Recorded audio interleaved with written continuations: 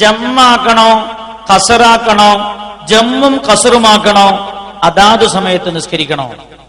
നിങ്ങൾക്ക് ഇപ്പൊ ഞാൻ പറഞ്ഞാൽ തിരിഞ്ഞോളന്നില്ല. മിനയിൽ ചെന്നാൽ ഈ അടി നിങ്ങൾക്കും കേൾക്കാവുന്നതാണ്. ഞാൻ നിങ്ങളോട് ഓർമ്മപ്പെടുത്തുന്നത്, ഞാൻ ആ സംബന്ധമായുള്ള പണ്ഡിത വീക്ഷണം എന്ത് എന്നാണ് ഞാൻ പറയുന്നത്. നിങ്ങൾ ശ്രദ്ധിക്കണം. നിങ്ങൾ ഇപ്പോൾ നല്ലോണം ശ്രദ്ധിച്ചാൽ നിങ്ങൾക്ക് അതിൽ നിന്നൊരു യഖീൻ കിട്ടും. ആ യഖീൻ അനുസരിച്ചാണ് നിങ്ങൾ അമൽ ചെയ്യേണ്ടത്. ഇമാമുന ശാഫിഈ റളിയല്ലാഹു അൻഹുവിന്റെ അധ്യാപന രീതി രേഖപ്പെടുത്തിയുള്ള ഷാഫിഈ മദ്ഹബ് അനുസരിച്ച്. അപ്പൊ നിങ്ങൾ ചോദിക്കും, എന്താ ഈ ഷാഫി ഹനഫി ദീനൊന്നല്ലേ? ദീനനാണ് ഈ പറഞ്ഞത്. അത് ഈ പണ്ഡിതന്മാർ അതിൽ നിന്ന് മനസ്സിലാക്കിയിട്ട് പറഞ്ഞത് കൊണ്ടാണ് അവരങ്ങനെ പറഞ്ഞു എന്ന് പറയുന്നത്. ഇമാമുന ശാഫിഈ റളിയല്ലാഹു അൻഹുവിന്റെ മദ്ഹബ് അനുസരിച്ച് ഹജ്ജിലും ഉംറയിലും ഹജ്ജിന്റെ സമയത്ത് പുണ്യ നബി സല്ലല്ലാഹു അലൈഹി വസല്ലമ തങ്ങൾ ജമ്മാക്കിയതും ഖസറാക്കിയതും അള്ളാന്റെ ഹബീബ് രണ്ടും ചെയ്തിട്ടുണ്ട്. ആ രണ്ടും റസൂലുള്ളാഹി ചെയ്തത് ഹജ്ജിന്റെ അമൽ എന്ന നിലക്കല്ല. അത് പുണ്യ നബി സല്ലല്ലാഹു അലൈഹി വസല്ലമ തങ്ങൾ യാത്രക്കാരനായിരുന്നു എന്ന രീതിയിലാണ്. കാരണം ജംഅ ഖസർ എന്ന ആനുകൂല്യം ഹജ്ജിന്റെ അമലിൽ പെട്ടതല്ല. അത് യാത്രക്കാരൻ അല്ലാഹു അനുവദിച്ച ആനുകൂല്യമാണ്. അപ്പൊ ആ ആനുകൂല്യം എന്ന രീതിയിലാണ് പുണ്യ നബി ജമ്മും ഖസറുമാക്കിയത് എന്നതാണ് ഷാഫിഈ മദ്ഹബിലെ പ്രബലം. നിങ്ങൾക്ക് തിരിയുണ്ടോ? കോയിറച്ചിന്നോ പോത്തിറച്ചിന്നോ എന്തേനോ രണ്ടുണ്ടോ? കോയും പോത്തുണ്ട്. കോയും പോത്തുണ്ടല്ലേ?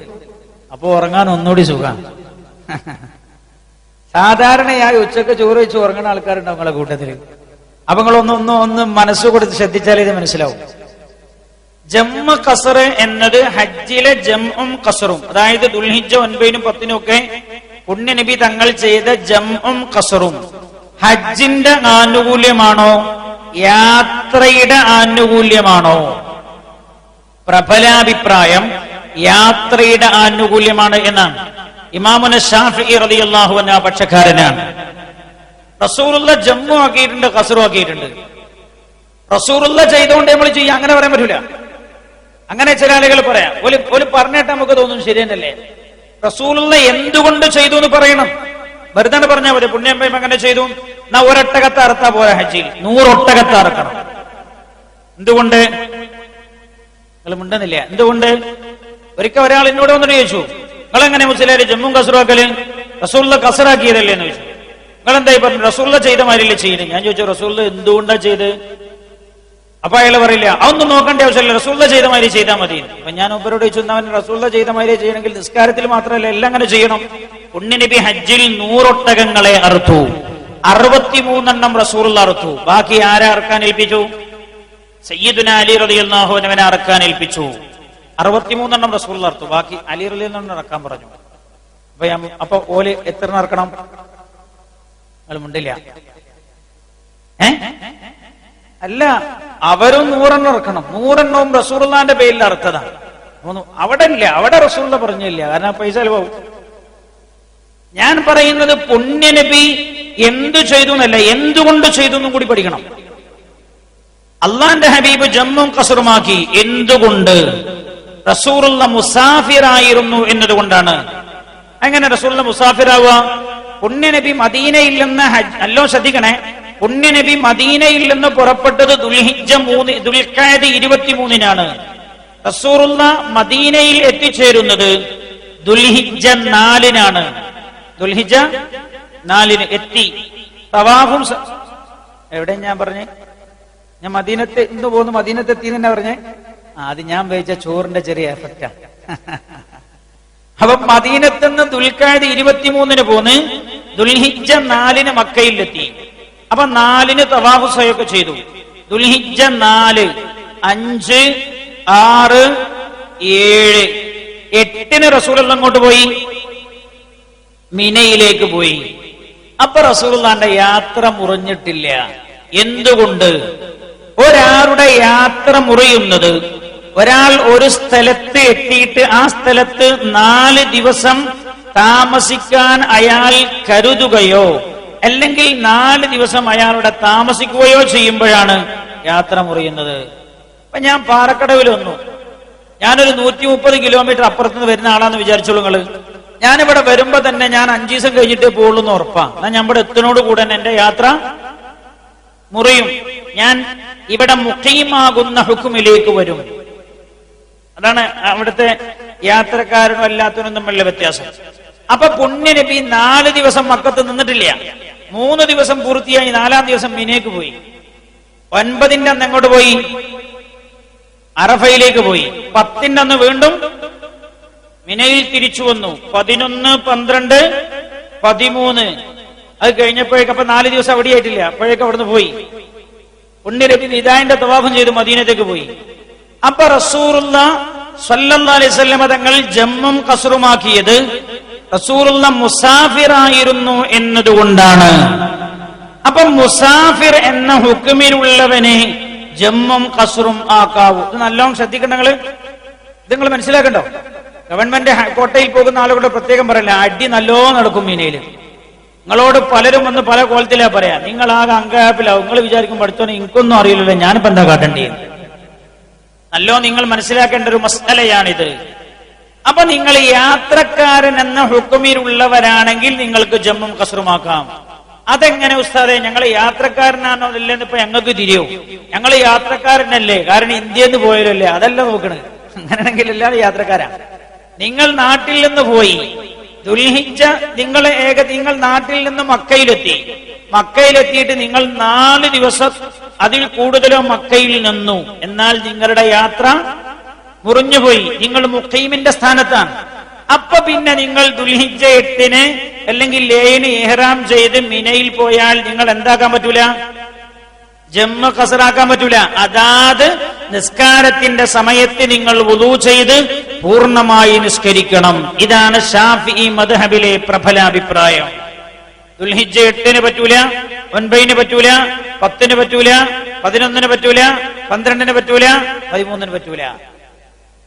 ഇവിടെയൊക്കെ നിങ്ങൾ അതാത് സമയത്ത് പൂർത്തിയായി നിസ്കരിക്കണം. അതാണ് ശാഫിഈ മദ്ഹബിലെ പ്രബലാഭിപ്രായം. അതാണ് അതന്നെയാണ് ഒന്നും ഉഷാറുള്ളത്. എന്തുകൊണ്ട്? നിസ്കാരം എന്നുള്ളത് ഹജ്ജിന്റെ അമലല്ല. നിസ്കാരം എന്നുള്ളത് ഏതിന്റെ അമല? നിസ്കാരം എന്നുള്ളത് തനിയെ തന്നെ ഒരമലാണ്. യാത്രക്കാരന് ജമ്മു ഖസ്ർ എന്ന ആനുകൂല്യമുണ്ട് എന്ന് പണ്ടേ നമ്മൾ പഠിച്ചിട്ടുണ്ട്. അപ്പൊ പുണ്യ നബി മുസാഫിർ ആയതുകൊണ്ടാണ് ജമ്മു ഖസ്റാക്കിയത് എന്ന അഭിപ്രായമാണ് കുറച്ചുകൂടി. നിങ്ങളെന്താ മിണ്ടാത്? നിങ്ങളുടെ കൂടെ ഇല്ല. അതാണൊരു ചില കാര്യങ്ങളൊക്കെ പറയുമ്പോഴും നമുക്ക് കേൾക്കുമ്പോൾ ഒരു കുട്ടൻസ് തോന്നുമല്ലോ. അതാണ് ഉഷാറുന്നത്. എന്നാൽ അങ്ങനെയാണ്. രണ്ടാളും ന്യായം പറഞ്ഞു. അപ്പൊ ചില ആൾക്കാർ പറയില്ലേ, രണ്ടിലും ന്യായം ഉണ്ടെങ്കിലും ആ കുഞ്ഞൗള പറഞ്ഞതാണ് കുറച്ചുകൂടി ഒരു ഉഷാർ എന്ന് പറയില്ല നമ്മള്. നല്ലവി പറഞ്ഞു. ഈ 2-ാം പക്ഷം പറഞ്ഞത് എന്താ അറിയോ? 2-ാം പക്ഷം പറയുന്നത് പുണ്യ നബി ജമ്മും ഖസ്റുമാക്കിയിട്ടുണ്ട്, ഖസ്റും ആക്കിയിട്ടുണ്ട്. അത് ഹജ്ജിന്റെ അമൽ എന്ന രീതിയിൽ ചെയ്തതാണ്, യാത്രക്കാരൻ എന്ന രീതിയിലല്ല എന്നാണ് അവരുടെ അഭിപ്രായം. അങ്ങനെയെങ്കിൽ ആ പക്ഷമാണ് നമ്മൾ ചേരുന്നതെങ്കിൽ ഹജ്ജിൽ ജമ്മും ഖസ്റും ചെയ്യാവുന്നതാണ്. മനസ്സിലായല്ലോ? ദുൽഹിജ്ജ 9-ന്റെ അന്ന് പുണ്യനബി ജമ്മും ഖസ്റുമാക്കി. അപ്പൊ അതേപോലെ നമ്മൾ ചെയ്യണം. പുണ്യനബി ഖസ്റാക്കിയ സ്ഥലത്ത് ഖസ്റാക്കുക. അതാണ് അവർ 1-ാം പക്ഷത്തിലാണ് ഇമാം ശാഫിഈ റളിയല്ലാഹു അൻഹു ഉള്ളത്. ഇത് നിങ്ങൾ അടിസ്ഥാനപരമായി മനസ്സിലാക്കിയില്ലെങ്കിൽ മിനയിൽ നിങ്ങൾ കുടുങ്ങും.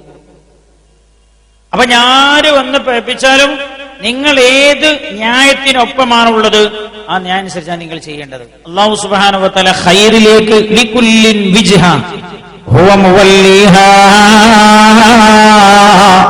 ഫസ്തബിഖുൽ ഖൈറാത്ത്. ഏറ്റവും ഖൈറുള്ളത് ഏതാണോ ആ ഭാഗത്താണ് നമ്മൾ ഉണ്ടാകേണ്ടത്. അല്ലാഹു നമുക്ക് തൗഫീഖ് ചെയ്യട്ടെ. അപ്പോ മിനയിലെ നിസ്കാരം 5 വക്ത് നിസ്കാരം മിനയിൽ വെച്ച് നിസ്കരിക്കൽ സുന്നത്താണ്. അതെങ്ങനെ നിസ്കരിക്കണം എന്നപ്പോ ഞാൻ പറഞ്ഞേ. ഞാൻ എങ്ങനെ നിസ്കരിക്കണം എന്നപ്പോ നിങ്ങളോട് പറഞ്ഞേ. അപ്പൊ നിങ്ങൾ ഇങ്ങനെയാണെങ്കിൽ അങ്ങനെ. ഇനി ഒരാൾ ദുൽഹിജ്ജ 4-നാണ് മക്കയിലെത്തിയത്, എന്നാ അയാൾക്ക് ജമ്മും ഖസ്റും ആക്കാം. കാരണം അയാൾ മിനയിൽ പോകുമ്പോ 4 ദിവസം എവിടെ പൂർത്തിയായിട്ടില്ല, മക്കയിൽ പൂർത്തിയാക്കിയിട്ടില്ല. ഒരാൾ മദീനയിൽ നിന്ന് ദുൽഹിജ്ജ 4-നാണ് വന്നത്, എന്നാ അയാൾക്ക് ജമ്മും കസറുമാക്കാം. കാരണം അയാൾക്ക് 3 ദിവസം അയാളുടെ താമസ സ്ഥലത്ത് അയാൾ നാട്ടിൽ പൂർത്തിയാകുന്നില്ല. അപ്പൊ അതാണ് പ്രബലാഭിപ്രായം. ഇനി ശ്രദ്ധിച്ചോളൂ. അപ്പൊ ദുൽഹിജ്ജ 8-ന് മിനയിൽ ചെയ്യേണ്ട അമൽ. പിന്നെന്താ മിനയിൽ പണി? ദുൽഹിജ്ജ 9-ന്റെ അറഫക്ക് വേണ്ടി തയ്യാറാവുക. അറഫക്ക് വേണ്ടി മാനസികമായും ശാരീരികമായും തയ്യാറാവുക. എന്തുകൊണ്ട്? അൽ ഹജ്ജു അറഫ, ഹജ്ജ് എന്ന് പറഞ്ഞാൽ അറഫയിൽ നിൽക്കലാണ് എന്ന് നബിയുനാ റസൂലുള്ളാഹി. ഹജ്ജിന്റെ പ്രധാന അമലാണ് അറഫയിൽ നിൽക്കാന്നുള്ളത്. ശാരീരികമായും മാനസികമായും നമ്മൾ അതിനു വേണ്ടി തയ്യാറാവണം. കാരണം അറഫ കഴിയുമ്പോഴേ ഹാജിമാർ മാനസികമായും ശാരീരികമായും ക്ഷീണിച്ചു പോകും. അതാണ് അറഫ. ഒന്ന് അള്ളാഹു എടുത്തു കൊടയും അറഫയിൽ. യാത്ര തന്നെ വലിയ ബുദ്ധിമുട്ടാണ്.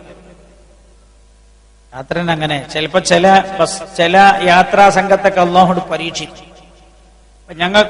എനിക്കൊരു അനുഭവം തന്നെ. ഒരിക്കൽ ഞങ്ങളുടെ കൂടെയുള്ള ഒരു ബസ്സിൽ എല്ലാ വലിയ വലിയ അമീർമാരും ഇതിന്റെ കമാൻഡർമാരും ഒക്കെ ഉള്ള ഒരു ബസ്സാണ്.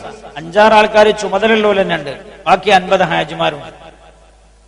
ഈ ബസ്സായിട്ട് വഴി തെറ്റി. രാത്രി 12 മണിക്ക് വഴിയാണ് തെറ്റിയിട്ട് അറഫയിൽ എത്തുന്നത് പിറ്റേന്ന് ഉച്ചക്ക് 11 മണിക്കാണ്. ഓരോരുത്തർ അറഫയിൽ ഇങ്ങനെ വരുമ്പോ ഓരോരുത്തരെ കണ്ണുമൂർ ഒത്തിരണ്ട് ഞങ്ങള് ഒരു 35 കിലോ ഭാരണ്ട്. എന്താ, ആരും പേപ്പിച്ചതല്ല, അവരാണ് പഴച്ചു പോകണം.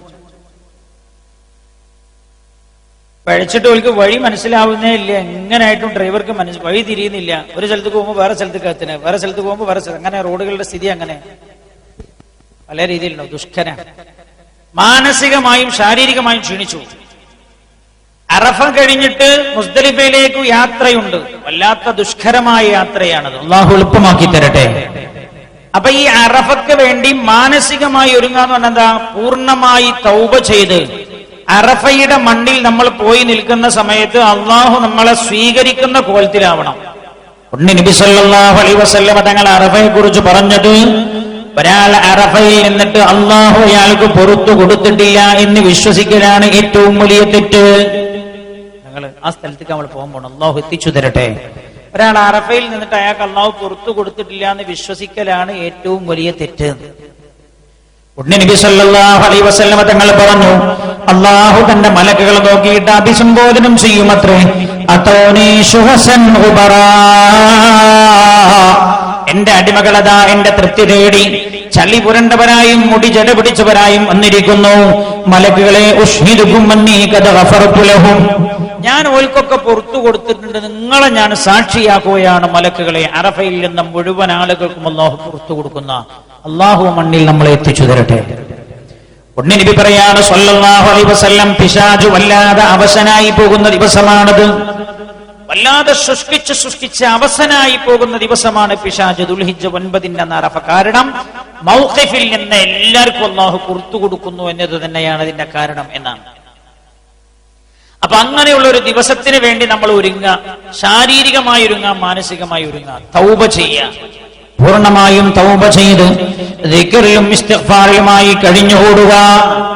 അങ്ങനെ ദുൽഹിജ്ജ 9-ന്റെ സുബഹി നിസ്കാരം കഴിഞ്ഞ് സൂര്യോദയത്തിന് ശേഷം മിനയിൽ നിന്ന് അറഫയിലേക്ക് പുറപ്പെടുക.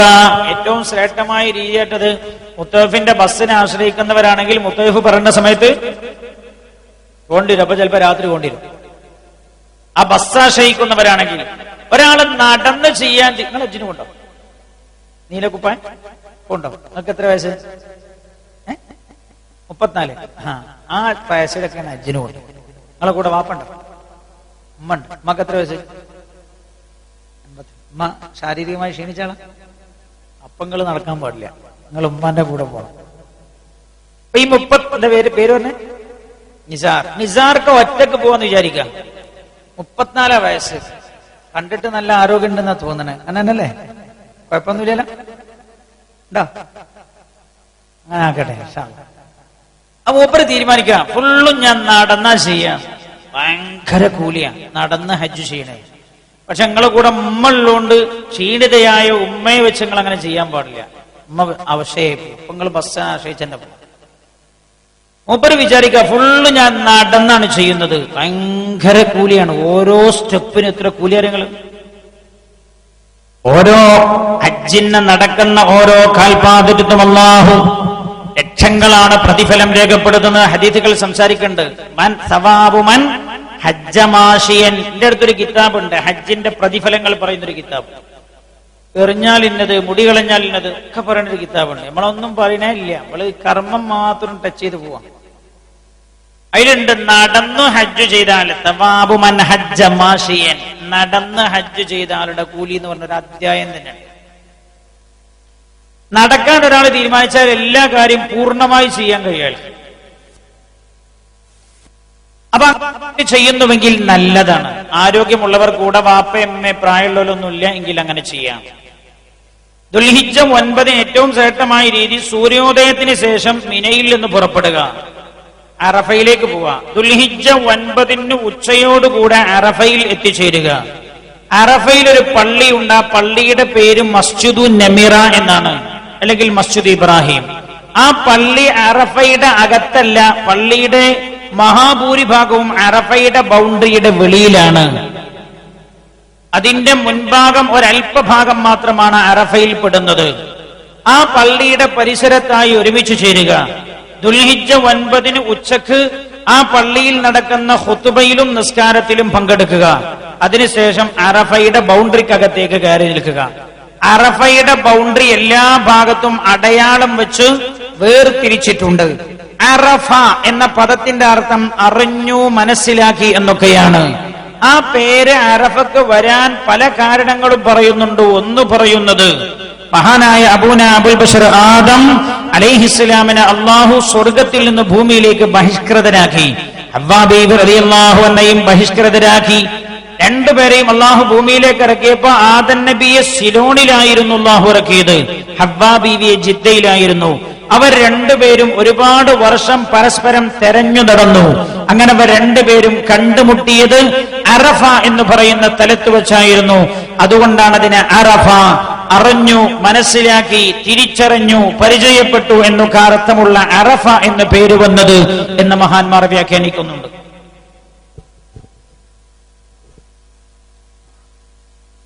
രണ്ടു കോടി 2.5 കോടിയുടെ വീട്ടിന്റെ ഉള്ളിലാണ് പോലും വന്ന് കിടക്കണ. ഇവിടെ അയാളുടെ തൊട്ടടുത്ത് കിടക്കുന്ന ആള് പശുവിന്റെ പാൽ കറന്ന് വർഷങ്ങളോളം പൈസ അല്പാൽപമായി സൂക്ഷിച്ചു വെച്ച് ഉണ്ടാക്കിയിട്ട് ഹജ്ജിന് വന്ന ആളാണ്. ആ ആളും കോടാനക്കോടി കോടീശ്വരനും കിടക്കുന്നത് ഒരേ മൈരിയാണ്. മരിച്ചാൽ എല്ലാവരും ഒരേ മൈരിയാണല്ലോ. ക്യാ ക്യാ ദുനിയാസെ സാഹിബേ മാൽ ഗേ ന ദൗലത് ഗയി സാത് ന അത്ഫാൽ ഗേ പഹുഞ്ചാ കെ ലഹദ് തക് ഫിറായി സബ് ലോഗ് ഹംരാഹ കർ ഗയേ തോ അമാൽ ഗേ. ആകെ വ്യത്യാസപ്പെടുന്നത് ഒരാൾ ചെയ്ത സൽക്കർമ്മങ്ങൾക്കനുസൃതമായി അള്ളാഹുവിന്റെ അടുക്കൽ വ്യത്യാസം എന്നാണ്. അത് ബോധ്യപ്പെടുത്തുന്ന സ്ഥലമാണ് മീന. ആരടി മണ്ണുണ്ടാവുക. നമ്മൾ കൊണ്ടുപോണ സാധനം എവിടെ നമ്മൾ വെക്കലറിയോ? ഷെൽഫൊന്നും ഉണ്ടാവില്ല, അലമാറൊന്നും. നമ്മളെ തലന്റെ കൂട്ടിൽ. ഒരാൾ മരിച്ചാൽ അയാൾ ജീവിതത്തിൽ ചെയ്തതൊക്കെ എവിടെ ഉണ്ടാവുക? അയാളെ കൂടെ. സമ്പാദിച്ചതൊന്നും ഉണ്ടാവില്ല. മിനയിൽ കിടക്കുന്ന ആളുടെ സ്ഥിതി അങ്ങനെ. അയാൾ സമ്പാദിച്ചു, നാട്ടിലയാൾ കോടീശ്വരനാണ്. എന്നോട് ഒരു തവണ ഉംറക്ക് വന്ന ഒരാൾ എന്നോട് ലജ്ജിതനായി വന്നിട്ട് പറഞ്ഞല്ലോ, എന്നോട് പറഞ്ഞു, ഉസ്താദേ എങ്ങനെ ഇപ്പൊ നിങ്ങളോട് ചോദിക്കാൻ എനിക്കറിയില്ല, ജീവിതത്തിൽ മനുഷ്യരോടും വായ്പ വാങ്ങാത്ത ആളാണ് ഞാൻ, എന്റെ അടുത്തുള്ള പൈസ ഒക്കെ തീർന്നു പോയി, നിങ്ങളൊരു 1000 റിയാല് തരുമെന്ന് ചോദിച്ചോ. 1000 റിയാൽ. അപ്പൊ നിങ്ങൾ ചോദിക്കും ATM കാർഡില്ലേ? അയാൾ ATM കാർഡൊന്നും എടുത്തിട്ടില്ല. അയാൾ എന്നോട് പറയാം, 1000 റിയാൽ നിങ്ങൾ തരുമോ? ഒരു മനുഷ്യൻ, ഞാൻ അന്നാണ് ഹലാലായ യാത്രക്കാരൻ സക്കാത്തിന് അവകാശിയാണ് എന്ന് പരിശുദ്ധ ഖുർആൻ പറഞ്ഞതിന്റെ അന്തസത്ത എന്ത് എന്ന് തിരിച്ചറിഞ്ഞത് അന്ന. ഹലാലായ യാത്രക്കാരൻ സക്കാത്തിന്റെ അവകാശിയാണ്. അപ്പൊ ഞാൻ അങ്ങനെ ആലോചിച്ചു, ഹലാലായ യാത്രക്കാരൻ മുതലാളിയാണെങ്കിലോ അന്നിങ്ക തിരിഞ്ഞിട്ടില്ല. ഇയാൾ എന്നോട് 1000 റിയാൽ തരുമോ എന്ന് ഒരു ഫക്കീറിനെ പോലെ ചോദിച്ചപ്പോഴാണ് സക്കാത്തിന്റെ 8 അവകാശികളിൽ ഒരവകാശിയായി ഹലാലായ യാത്രക്കാരനെ വബ്നി സബീൽ എന്ന് അള്ളാഹു എണ്ണിയതിന്റെ പ്രാധാന്യം തിരിച്ചറിഞ്ഞത്. അപ്പൊ ഈ 6 അടി സ്ഥലം ഉണ്ടാവുള്ളൂ, അവിടെ തന്നെ കടക്കല്, അവിടെ തന്നെയാണ്. ഒരാൾ കടക്കൽ അവിടെയാണ്, കടന്നിട്ട് മടുത്തു, ഇരിക്കലും അവിടെ തന്നെ. ഒരാൾ നിസ്കരിക്കലും അവിടെ തന്നെ. എല്ലാം അതാണ് മിന. അപ്പൊ ദുൽഹിജ്ജ 8 മിനയിലേക്ക് ഒരു കൂട്ടം ഡ്രസ്സ് മതി. ഈ ഇഹ്റാമിന്റെ തുണി മാറ്റിയ പിന്നെ അത് ഒന്ന് മതി.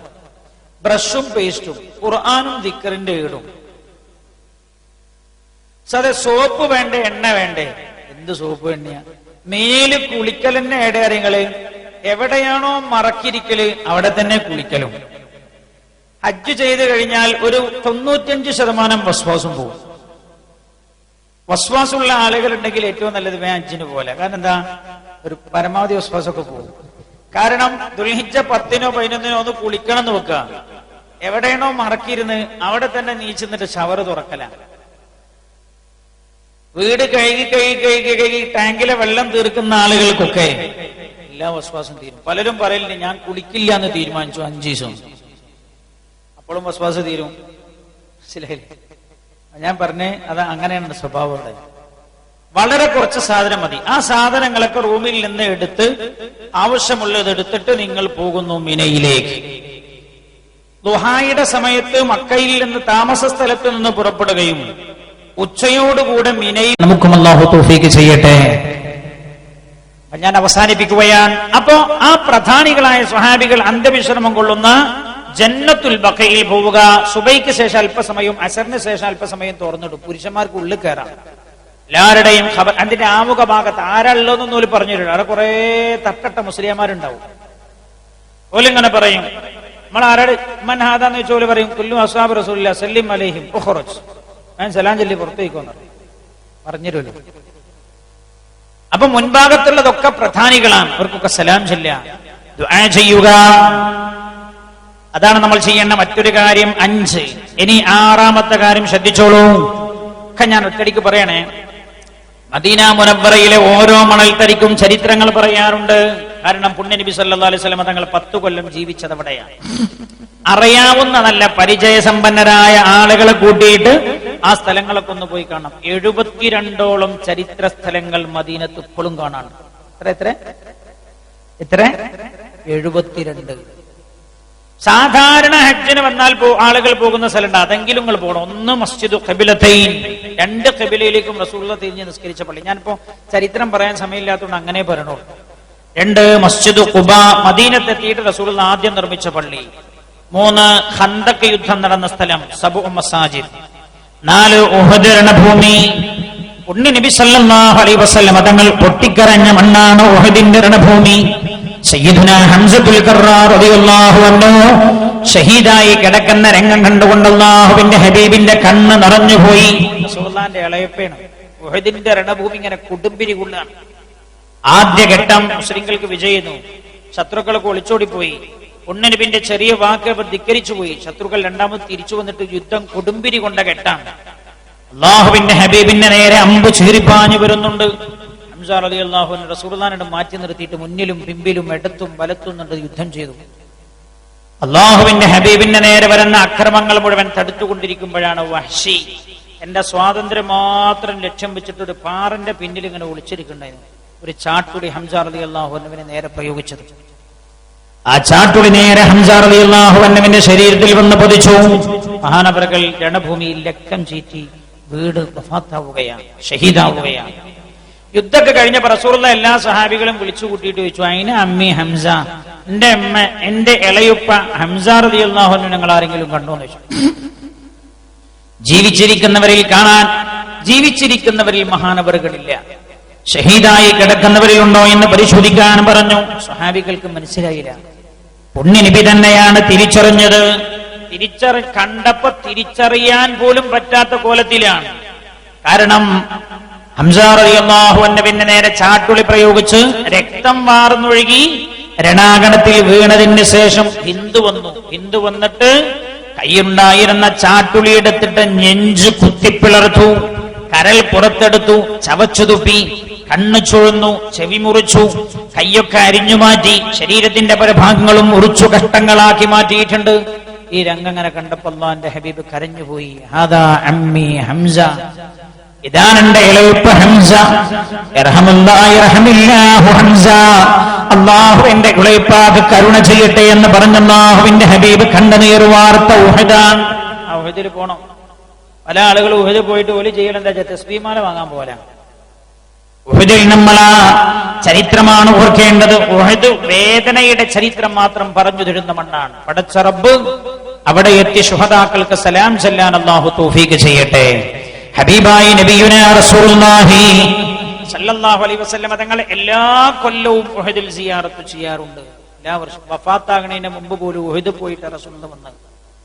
വഫാത്താണ് റബീഉൽ അവ്വലാണല്ലോ. സഫർ 11 റസൂലുള്ളാഹി ഉഹദ് പോയിനാ. ഉഹദ് പോയിട്ട് റസൂലുള്ളാഹി സ്വഹാബികൾക്ക് സലാം ചൊല്ലി. ഉഹദിൽ കിടക്കുന്ന ശുഹദാക്കൾക്കൊക്കെ സലാം ചൊല്ലി. കൽ മുവദ്ദിഇ ലിൽ അഹ്യാഇ, മഹാന്മാർ രേഖപ്പെടുത്തുന്നുണ്ട്, ജീവിച്ചിരിക്കുന്ന ഒരാള് ജീവിച്ചിരിക്കുന്ന മറ്റൊരാളോട് യാത്ര പറഞ്ഞ് ഇറങ്ങണ പോലെയാണ് റസൂലുള്ളാഹി അന്ന് സലാം പറഞ്ഞ് യാത്ര ചോദിച്ചിറങ്ങിയത്. എവിടുന്ന്? ഉഹദിന്ന്. ഹദീസാണ്. ഉഹദിന്ന് ഇറങ്ങിയത് നന്റെ ഹബീബ് അങ്ങനെ വന്നു. പിന്നെ റസൂലുള്ളാഹി ഉഹദിക്ക് പോയിട്ടില്ല. പിന്നെ പുണ്യ നബി വഫാത്തായി പോയി. ഉഹദിൽ പോകണം, ഖന്തഖ് ഇതൊക്കെ ഒന്ന് പോകണം. പിന്നീട് കുറെ മസ്ജിദു ഖമാമ, മഴയ്ക്ക് വേണ്ടി നിസ്കരിച്ച സ്ഥലം. മസ്ജിദു ബിലാൽ, മദീന പള്ളിയുടെ ബാങ്ക് വിളിക്കാരനായിരുന്ന ബിലാൽ റളിയല്ലാഹു അൻഹുവിന്റെ വീട് നിന്നിരുന്ന സ്ഥലം. അതേപോലെ മസ്ജിദു അലി, അലി റളിയല്ലാഹു അൻഹുവിന്റെ വീട് നിന്നിരുന്ന സ്ഥലം. ഒരുപാട് സ്ഥലങ്ങളുണ്ട്, ചരിത്ര സ്മാരകങ്ങൾ. മസ്ജിദു ഇജാബ, പുണ്യനബി 3 കാര്യത്തിന് ദ്വാരന്നിട്ട് 2 ഒരുത്തം കൊടുത്തു, ഒന്നിനുള്ള ഉത്തരം കൊടുത്തില്ല. ഒക്കെ ഒന്ന് കാണണം. മസ്ജിദു അബീദുൽ ഗിഫാരി, അബൂദർ റളിയല്ലാഹു അൻഹുവിന്റെ വീട്. ഒരുപാട്, ഒരു 1073 സ്ഥലങ്ങളുണ്ട്. പുണ്യനബി ബദറിലേക്ക് സ്വഹാബികളെയും കൊണ്ട് പുറപ്പെട്ട് ദുആ ചെയ്ത് പുറപ്പെട്ട ഒരു പള്ളിയുണ്ട് മദീനത്ത്. ഒക്കെ കാണാം. പറ്റുമെങ്കിൽ നല്ല പരിചയസമ്പന്നനായ ആളെ കൂട്ടിയിട്ട് കാണാൻ പറ്റാവുന്ന സ്ഥലങ്ങളൊക്കെ നിങ്ങൾ കാണണം. റഹ്മാനായ റബ്ബ് ഹജ്ജ് കഴിഞ്ഞ് പൂർണ്ണമായും ജീവിതത്തിൽ മാറ്റം ഉൾക്കൊണ്ട് തിരിച്ചു വരുന്നവരിൽ അല്ലാഹു നമ്മെ ഉൾപ്പെടുത്തട്ടെ. ആമീൻ എന്ന് ദുആ ചെയ്ത് നമ്മളൊരു യാസീൻ ഓതി ദ്വാരക്കാൻ. അതിന് മാത്രമുള്ള സമയമേ ഇനിയുള്ളൂ. നിങ്ങൾക്കൊക്കെ തിരിച്ചു പോകണം. അതുകൊണ്ട് നമ്മൾ നേരെ ദ്വായിലേക്ക് കിടക്കുന്ന നമ്മുടെ ഈ വർഷത്തെ ക്യാമ്പും അവസാനിക്കുകയാണ്. ദുൽഹിജ്ജ 10 അഖബയിൽ കല്ലെറിഞ്ഞതിന് ശേഷം കഅബയിൽ പോയി തവാഫ് ചെയ്യാതെ ദുൽഹിജ്ജ 13 തവാഫും സഅയും ചെയ്യാൻ പറ്റുമോ? ഓ, ഒരു കുഴപ്പമില്ല. തിരിഞ്ഞില്ല, മനസ്സിലായോ? 10 തവാഫും സഅയും ചെയ്തില്ല, 13 ചെയ്ത് പ്രശ്നമുള്ള ഒരു പ്രശ്നമില്ല. റസൂലുള്ളാഹി സ്വല്ലല്ലാഹു അലൈഹി വസല്ലം തങ്ങൾക്ക് സലാം ചൊല്ലാൻ ഏൽപ്പിച്ചവർക്ക് എങ്ങനെയാണ് ചൊല്ലേണ്ടത് ഞാൻ പറഞ്ഞല്ലോ. ഏൽപ്പിച്ച ആളെ പേര് ഓർമ്മ ഉണ്ട് നിൽക്കുക. അല്ലാഹുവേ, അബൂബക്കറാജി, അല്ലാഹുവിന്റെ റസൂലേ, അങ്ങേക്ക് അബൂബക്കറാജി സലാം ചൊല്ലിയിട്ടുണ്ട്. അസ്സലാമു അലൈക യാ റസൂലല്ലാഹ്, അല്ലെങ്കിൽ അസ്സലാമു അലൈക യാ റസൂലല്ലാഹ് അൻ ഫുലാൻ, ഇന്ന ആൾ അങ്ങേക്ക് സലാം ചൊല്ലിയിട്ടുണ്ട്. ആളെ പേര് പറയാം. അൻ ആരാണോ ആളെ പേര്. ആളെ പേര് അറിയില്ലെങ്കിൽ ഏൽപ്പിച്ച ഒരുപാട് ആളുകളുണ്ട്, അവരുടെ സലാം അങ്ങേക്ക് ചൊല്ലുന്നു എന്ന് ചൊല്ല. ഓർമ്മയില്ലെങ്കിൽ തവാഫ് ചെയ്യുമ്പോൾ ഇബ്രാഹിം മക്കാം തൊട്ടാൽ തവാഫ് ബാത്തിലാകുമോ? ഇബ്രാഹിം മക്കാം തൊട്ടാൽ തവാഫ് ബാത്തിലാവൂല. മക്കാം ഇബ്രാഹിം എന്ന് പറഞ്ഞത് ഇതാണ്. ഇത് പലകയാണ്. ഇതാന്ന് പറഞ്ഞാൽ ഇവിടെ ഇങ്ങനെ ഉണ്ടാവും, ഇങ്ങനെ സ്ഥാനം കാണാൻ. ഇത് ഇജർ ഇസ്മായിൽ. അത് ഞാൻ പറയണ്ടത് മക്കാം ഇബ്രാഹിം ചില ആളുകളൊക്കെ അങ്ങനെ പോകുമ്പോ തൊട്ടുമുത്തനാണ്. അത് തൊട്ടുമുത്തനയിൽ പ്രത്യേകത, കാരണം മക്കാം ഇബ്രാഹിം എല്ലാം കളി തൊടുന്നത്. ഇത് മക്കാം ഇബ്രാഹിം ഇതിന്റെ ഉള്ളിലാണ്, അതിന്റെ കവറിന്റെ ഉള്ളിലാണ്. അതിന്റെ പുറത്ത് ഏതോ നാട്ടിൽ നിന്ന് കൂടുന്ന ഒരു പിച്ചളന്റെ സാധനം ഒരു കുപ്പുണ്ടാക്കി വെച്ചതാണ്. നിങ്ങൾ ഇങ്ങനെ ആക്കണത് ഏതോ തുർക്കിന്ന് അമേരിക്കന്ന് എവിടുന്ന് കൂടുന്ന ഈ പെച്ചളാണ് നിങ്ങൾ ഇങ്ങനെ ആക്കുന്നത്. അതിന്റെ ഉള്ളിലുള്ള കല്ലാണ് മക്കാം ഇബ്രാഹിം. അപ്പൊ ചില ആളുകൾ ചെയ്യില്ല, അതിനൊന്നും ഒരു അർത്ഥമില്ല. മക്കത്തെ എന്താണോ നമ്മളോട് ചെയ്യാൻ പറഞ്ഞത് നമ്മൾ ചെയ്യേണ്ടത്. അപ്പോ ഇത് തൊട്ടാൽ തവാഫ് ബാത്തിലാവുകയില്ല. പക്ഷെ ഇതൊരാൾ തൊട്ടു, ഇത് ഹിജ്ർ ഇസ്മായിലാണ്. ഒരാള് തവാഫ് അങ്ങനെ ചെയ്യുമ്പോ അയാൾ കുറച്ച് നീളമുള്ള ആളുമാണ്.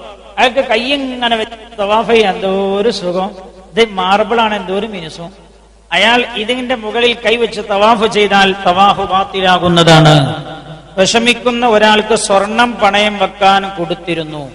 അത് അവർ വാങ്ങിത്തന്നില്ലെങ്കിൽ ഹജ്ജ് ശരിയാവില്ലേ? ആ സ്വർണം പണയം വെക്കാൻ കൊടുത്ത ആളാരാണോ മറ്റേ ആൾ ചെയ്യുന്ന തെറ്റിൽ ഈ കൊടുത്ത ആളും പങ്കാളിയാണ്. എനിക്ക് മനസ്സിലായില്ല?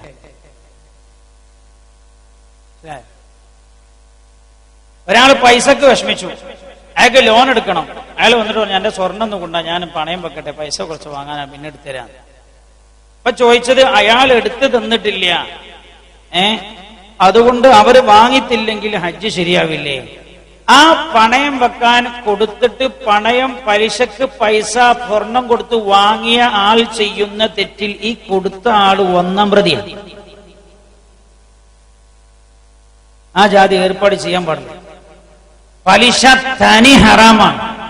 ആകിലുർ റിബ വമൂകിലുഹു വകാതിബുഹു വശാഹിദുഹു കുല്ലുഹും ഫിന്നാർ. പലിശ വാങ്ങുന്ന ആൾ, പലിശ കൊടുക്കുന്ന ആൾ, അങ്ങനെയാണ്. മൂക്കിലുഹു എന്ന് പറഞ്ഞാൽ പൈസ അങ്ങോട്ട് കൊടുക്കുന്ന ആളെന്നാ. അപ്പൊ സ്വർണം വെച്ചിട്ട് പൈസ എടുത്താൽ പലിശ കൊടുക്കുന്ന ആളാ മൂക്കിലുഹു. വകാതിബുഹു, പലിശക്ക് വേണ്ടി ക്ലർക്ക് പണിയെടുക്കുന്ന ആള്. വശാഹിദുഹു, ജാമ്യം നിൽക്കുന്ന ആള്. കുല്ലുഹും ഫിന്നാർ, എല്ലാവരും നരകത്തിലാണ്. ഇത് ഞാൻ പറഞ്ഞാൽ കേട്ടോ, അള്ളാന്റെ ഹബീബ് പറഞ്ഞതാ. അതുകൊണ്ട് ഒരു വേഗം തൗബ ചെയ്യണം. എത്രയും പെട്ടെന്ന് ആ സ്വർണം തിരിച്ചു വാങ്ങണം. ആ സ്വർണം തിരിച്ചു വാങ്ങണം. നിങ്ങൾ അയാൾക്ക് പൈസ കടം കൊടുത്താളി, അയാളെ സഹായിക്കണം എന്നല്ല പൂതി, പൈസ കടം കൊടുത്താളി. ഭയങ്കര തെറ്റാണ്. ഒരാള് തെറ്റ് ചെയ്യണേക്കാളും വലിയ അപകടമാണ് വേറെ ആളോട് തെറ്റ് ചെയ്യിപ്പിക്കുന്നത്. കഴിഞ്ഞ വർഷം ഇവിടെ ക്ലാസ്സിന് പങ്കെടുത്ത് ഹജ്ജിന് പോയ മൂസ ഹാജി എന്ന വ്യക്തി പെട്ടെന്ന് ഒരു സൈഡ് മുഴുവനും തളർന്നു ഹോസ്പിറ്റലിൽ കഴിയുകയാണ്. അള്ളാഹു അവരുടെ രോഗം നീ സുഖപ്പെടുത്തി കൊടുക്കണേ അല്ലാ. അള്ളാഹു അവർക്ക് നീ ആഫിയത്ത് നൽകണേ അല്ലാ. ആദ്യ ദിവസം ജംറക്ക് എറിഞ്ഞു തിരിച്ചു തവാഫും സായും ചെയ്യൽ നിർബന്ധമാണോ? എറിഞ്ഞു കഴിഞ്ഞതിന് ശേഷം ഇല്ലല്ല, അന്ന് തന്നെ തവാഫും സായും ചെയ്യൽ നിർബന്ധമില്ല. നിങ്ങൾക്ക് അന്ന് ചെയ്യാൻ കഴിയില്ല, നല്ല ക്ഷീണുണ്ട്, പിന്നെ ചെയ്താൽ മതി. എറിഞ്ഞിട്ട് വേഗം നിങ്ങൾ റൂമിൽ പോയി മുടിയൊക്കെ എടുത്തിട്ട് ഭയങ്കര ക്ഷീണം, ഉഷാറായിട്ട് ഉറങ്ങാൻ നല്ലോ. ക്ഷീണൊക്കെ മാറി പിറ്റേന്ന് നിങ്ങൾക്ക് ചെയ്താൽ തിരക്കടില്ലാന്ന് തോന്നാണ് അന്ന് പോയി ചെയ്യാം. അന്നും ചെയ്യാൻ കഴിയില്ല, നല്ല ഉറങ്ങിക്കൂടി. പിന്നെ നിങ്ങൾക്ക് 13 കഴിഞ്ഞ് റൂമിൽ പോയിട്ട് ഒരു 15 അന്ന് കുറച്ചൊരു ഉന്മേഷമൊക്കെ ഇങ്ങനെ വന്നു, നിങ്ങളൊന്നും പോയി ചെയ്താൽ മതി. മനസ്സിലായല്ലോ? ചെയ്യാൻ കഴിയില്ലെങ്കിൽ പിന്തിക്കുന്നതിന് വിരോധമില്ല.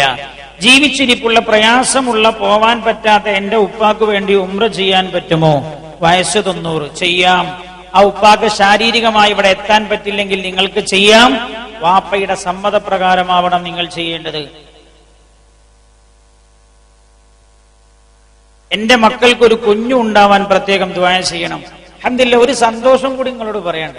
കഴിഞ്ഞ വർഷം നമ്മൾ ഈ ക്യാമ്പിൽ വെച്ച് ദുആ ചെയ്തിരുന്ന കുറെ മക്കളില്ലാത്തവർക്ക് വേണ്ടി. അതിൽ ഒരാളുടെ ഭാര്യ ഗർഭിണിയായിട്ടുണ്ട് എന്ന വിവരം അയാളത് പറയാൻ വേണ്ടി മാത്രം രാവിലെ ഇവിടെ വന്നിരുന്നു. അപ്പൊ എന്നോട് പറഞ്ഞു, ഇനി നിങ്ങൾ ദുആ മാറ്റണം ഉസ്താദേ, ഇനി കുട്ടി ഉണ്ടാണല്ലോ ദ്വാരക്കണ്ടേ, ഇനി പ്രസവം എളുപ്പമാവാന്, അപ്പോഴും ദുആ നിർത്താനായിട്ടില്ല. അല്ലാഹു സുബ്ഹാനഹു വ തആല നല്ലൊരു കുഞ്ഞിനെ ആ കുടുംബത്തിന് അല്ലാഹു പ്രദാനം ചെയ്യട്ടെ. മരണപ്പെട്ട ഭർത്താവ്, ഉപ്പ, ഇത്താത്ത എന്നിവർക്ക് ദുആ ചെയ്യാൻ ഹിഫ്ദുൽ ഖുർആനിലേക്ക്, ഹിഫ്ദ് കുട്ടികൾക്ക് എന്ന് പറഞ്ഞാൽ ഒരു ആവശ്യത്തിന്റെ ചെലവിലേക്ക് 500 രൂപ അല്ലാഹു സുബ്ഹാനഹു വ തആല മരണപ്പെട്ടു പോയ ഭർത്താവിനും പിതാവിനും അവരുടെ സഹോദരിക്കും അല്ലാഹു പുറത്തു കൊടുക്കുമാറാകട്ടെ. അല്ലാഹു അവരുടെ ഖബറിടം നീ വെളിച്ചമാക്കി കൊടുക്കണേ അല്ലാഹ്, സന്തോഷമാക്കി കൊടുക്കണേ റബ്ബേ.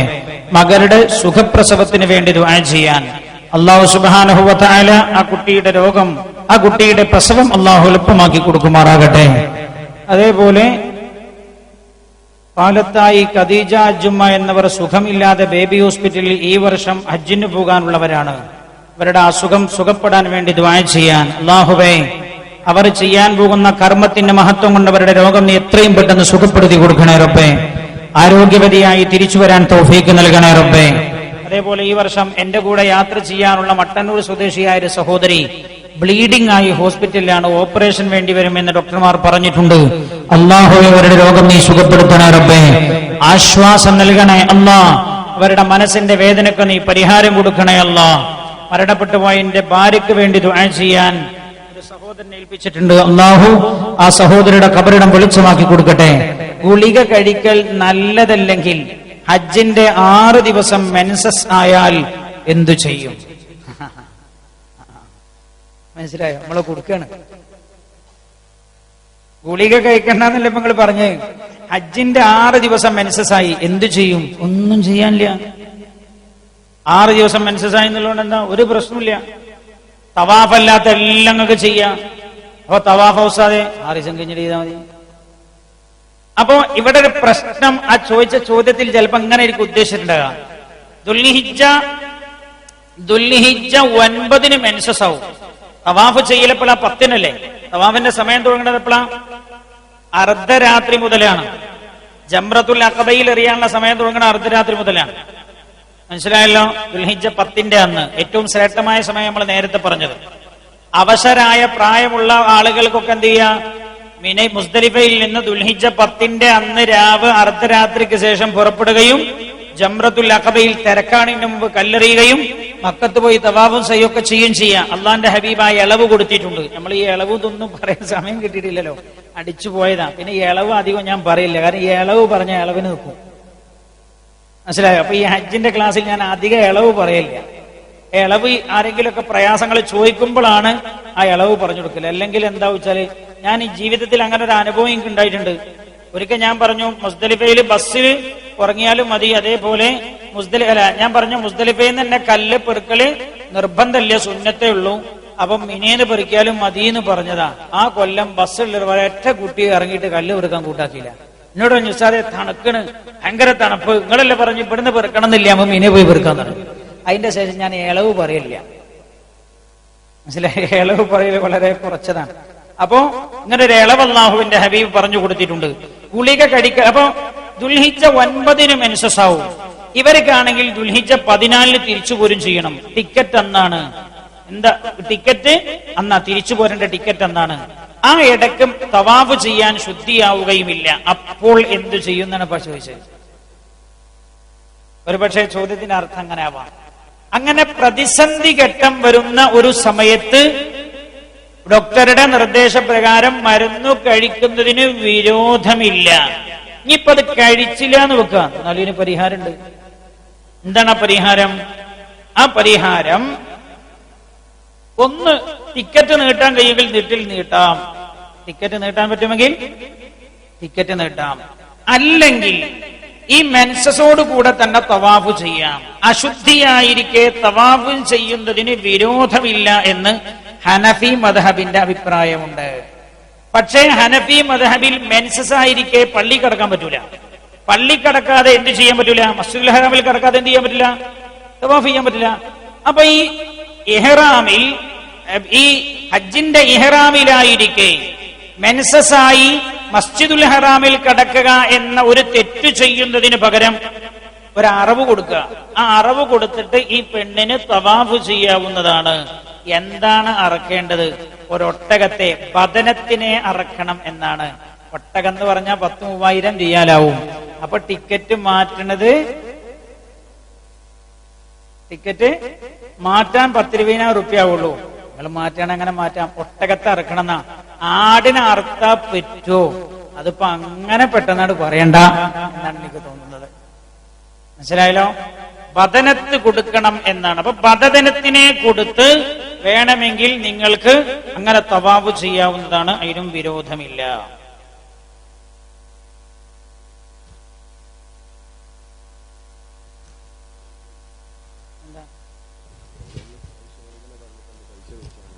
ഇനി നമ്മൾ വേഗം യാസീൻ ഓതി ദുആ ചെയ്യുകയാണ്. പിന്നെ കുറച്ചുകൂടി കാര്യങ്ങളൊക്കെ പറയാനുണ്ട്, സമയം കിട്ടിയിട്ടില്ല, പിന്നെ പറയാം. മൊയ്തു മുസ്ലിയാർ ബേബി ഹോസ്പിറ്റലിലാണ് ദുആ ചെയ്യാൻ ഒരു സഹോദരൻ ഇന്നലെ ഏൽപ്പിച്ചിട്ടുണ്ട്. അസുഖമായി കിടപ്പിലാണ് അവർ. അള്ളാഹുരുടെ രോഗം സുഖപ്പെടുത്തി കൊടുക്കട്ടെ. ഇത് നമ്മൾ പറഞ്ഞു. ഇനി എന്താ? മരിച്ചുപോയ മാതാപിതാക്കൾക്കും സുഖമില്ലാത്ത പേരമക്കൾക്കും ദുആ ചെയ്യാൻ 1000 റുപ്പിക. പിന്നെ വേറെ സഹോദരൻ 500 റുപ്പിക.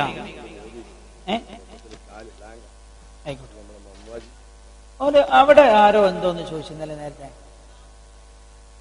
ആ ഒറ്റ വാക്കിൽ പറയാം, വിശദീകരിക്കേണ്ട സമയല്ലേ.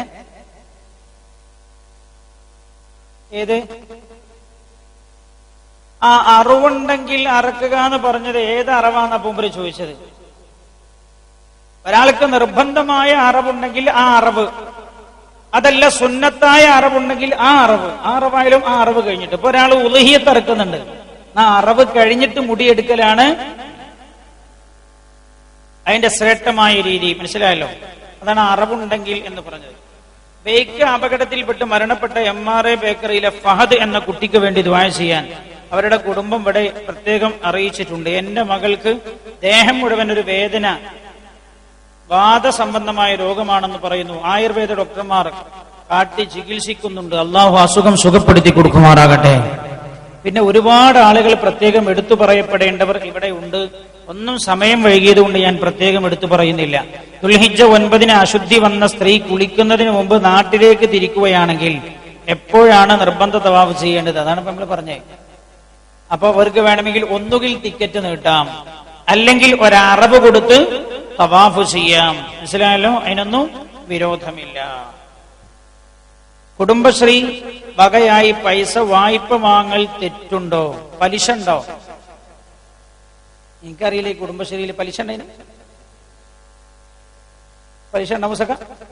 അല്ലേ? ആ പൈസ ഇടുന്നുള്ള പൈസ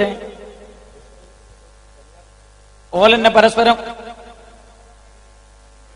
പറയാം, ഓലെന്നെ പരസ്പരം ഇങ്ങനെ എടുക്കണതാ പൈസ. പലിശ ഇല്ല എങ്കിൽ വിരോധമില്ല. അതിനെപ്പറ്റി എനിക്ക് അറിയില്ല. ഈ കുടുംബശ്രീ എന്താ പഠിക്കണം ആദ്യം.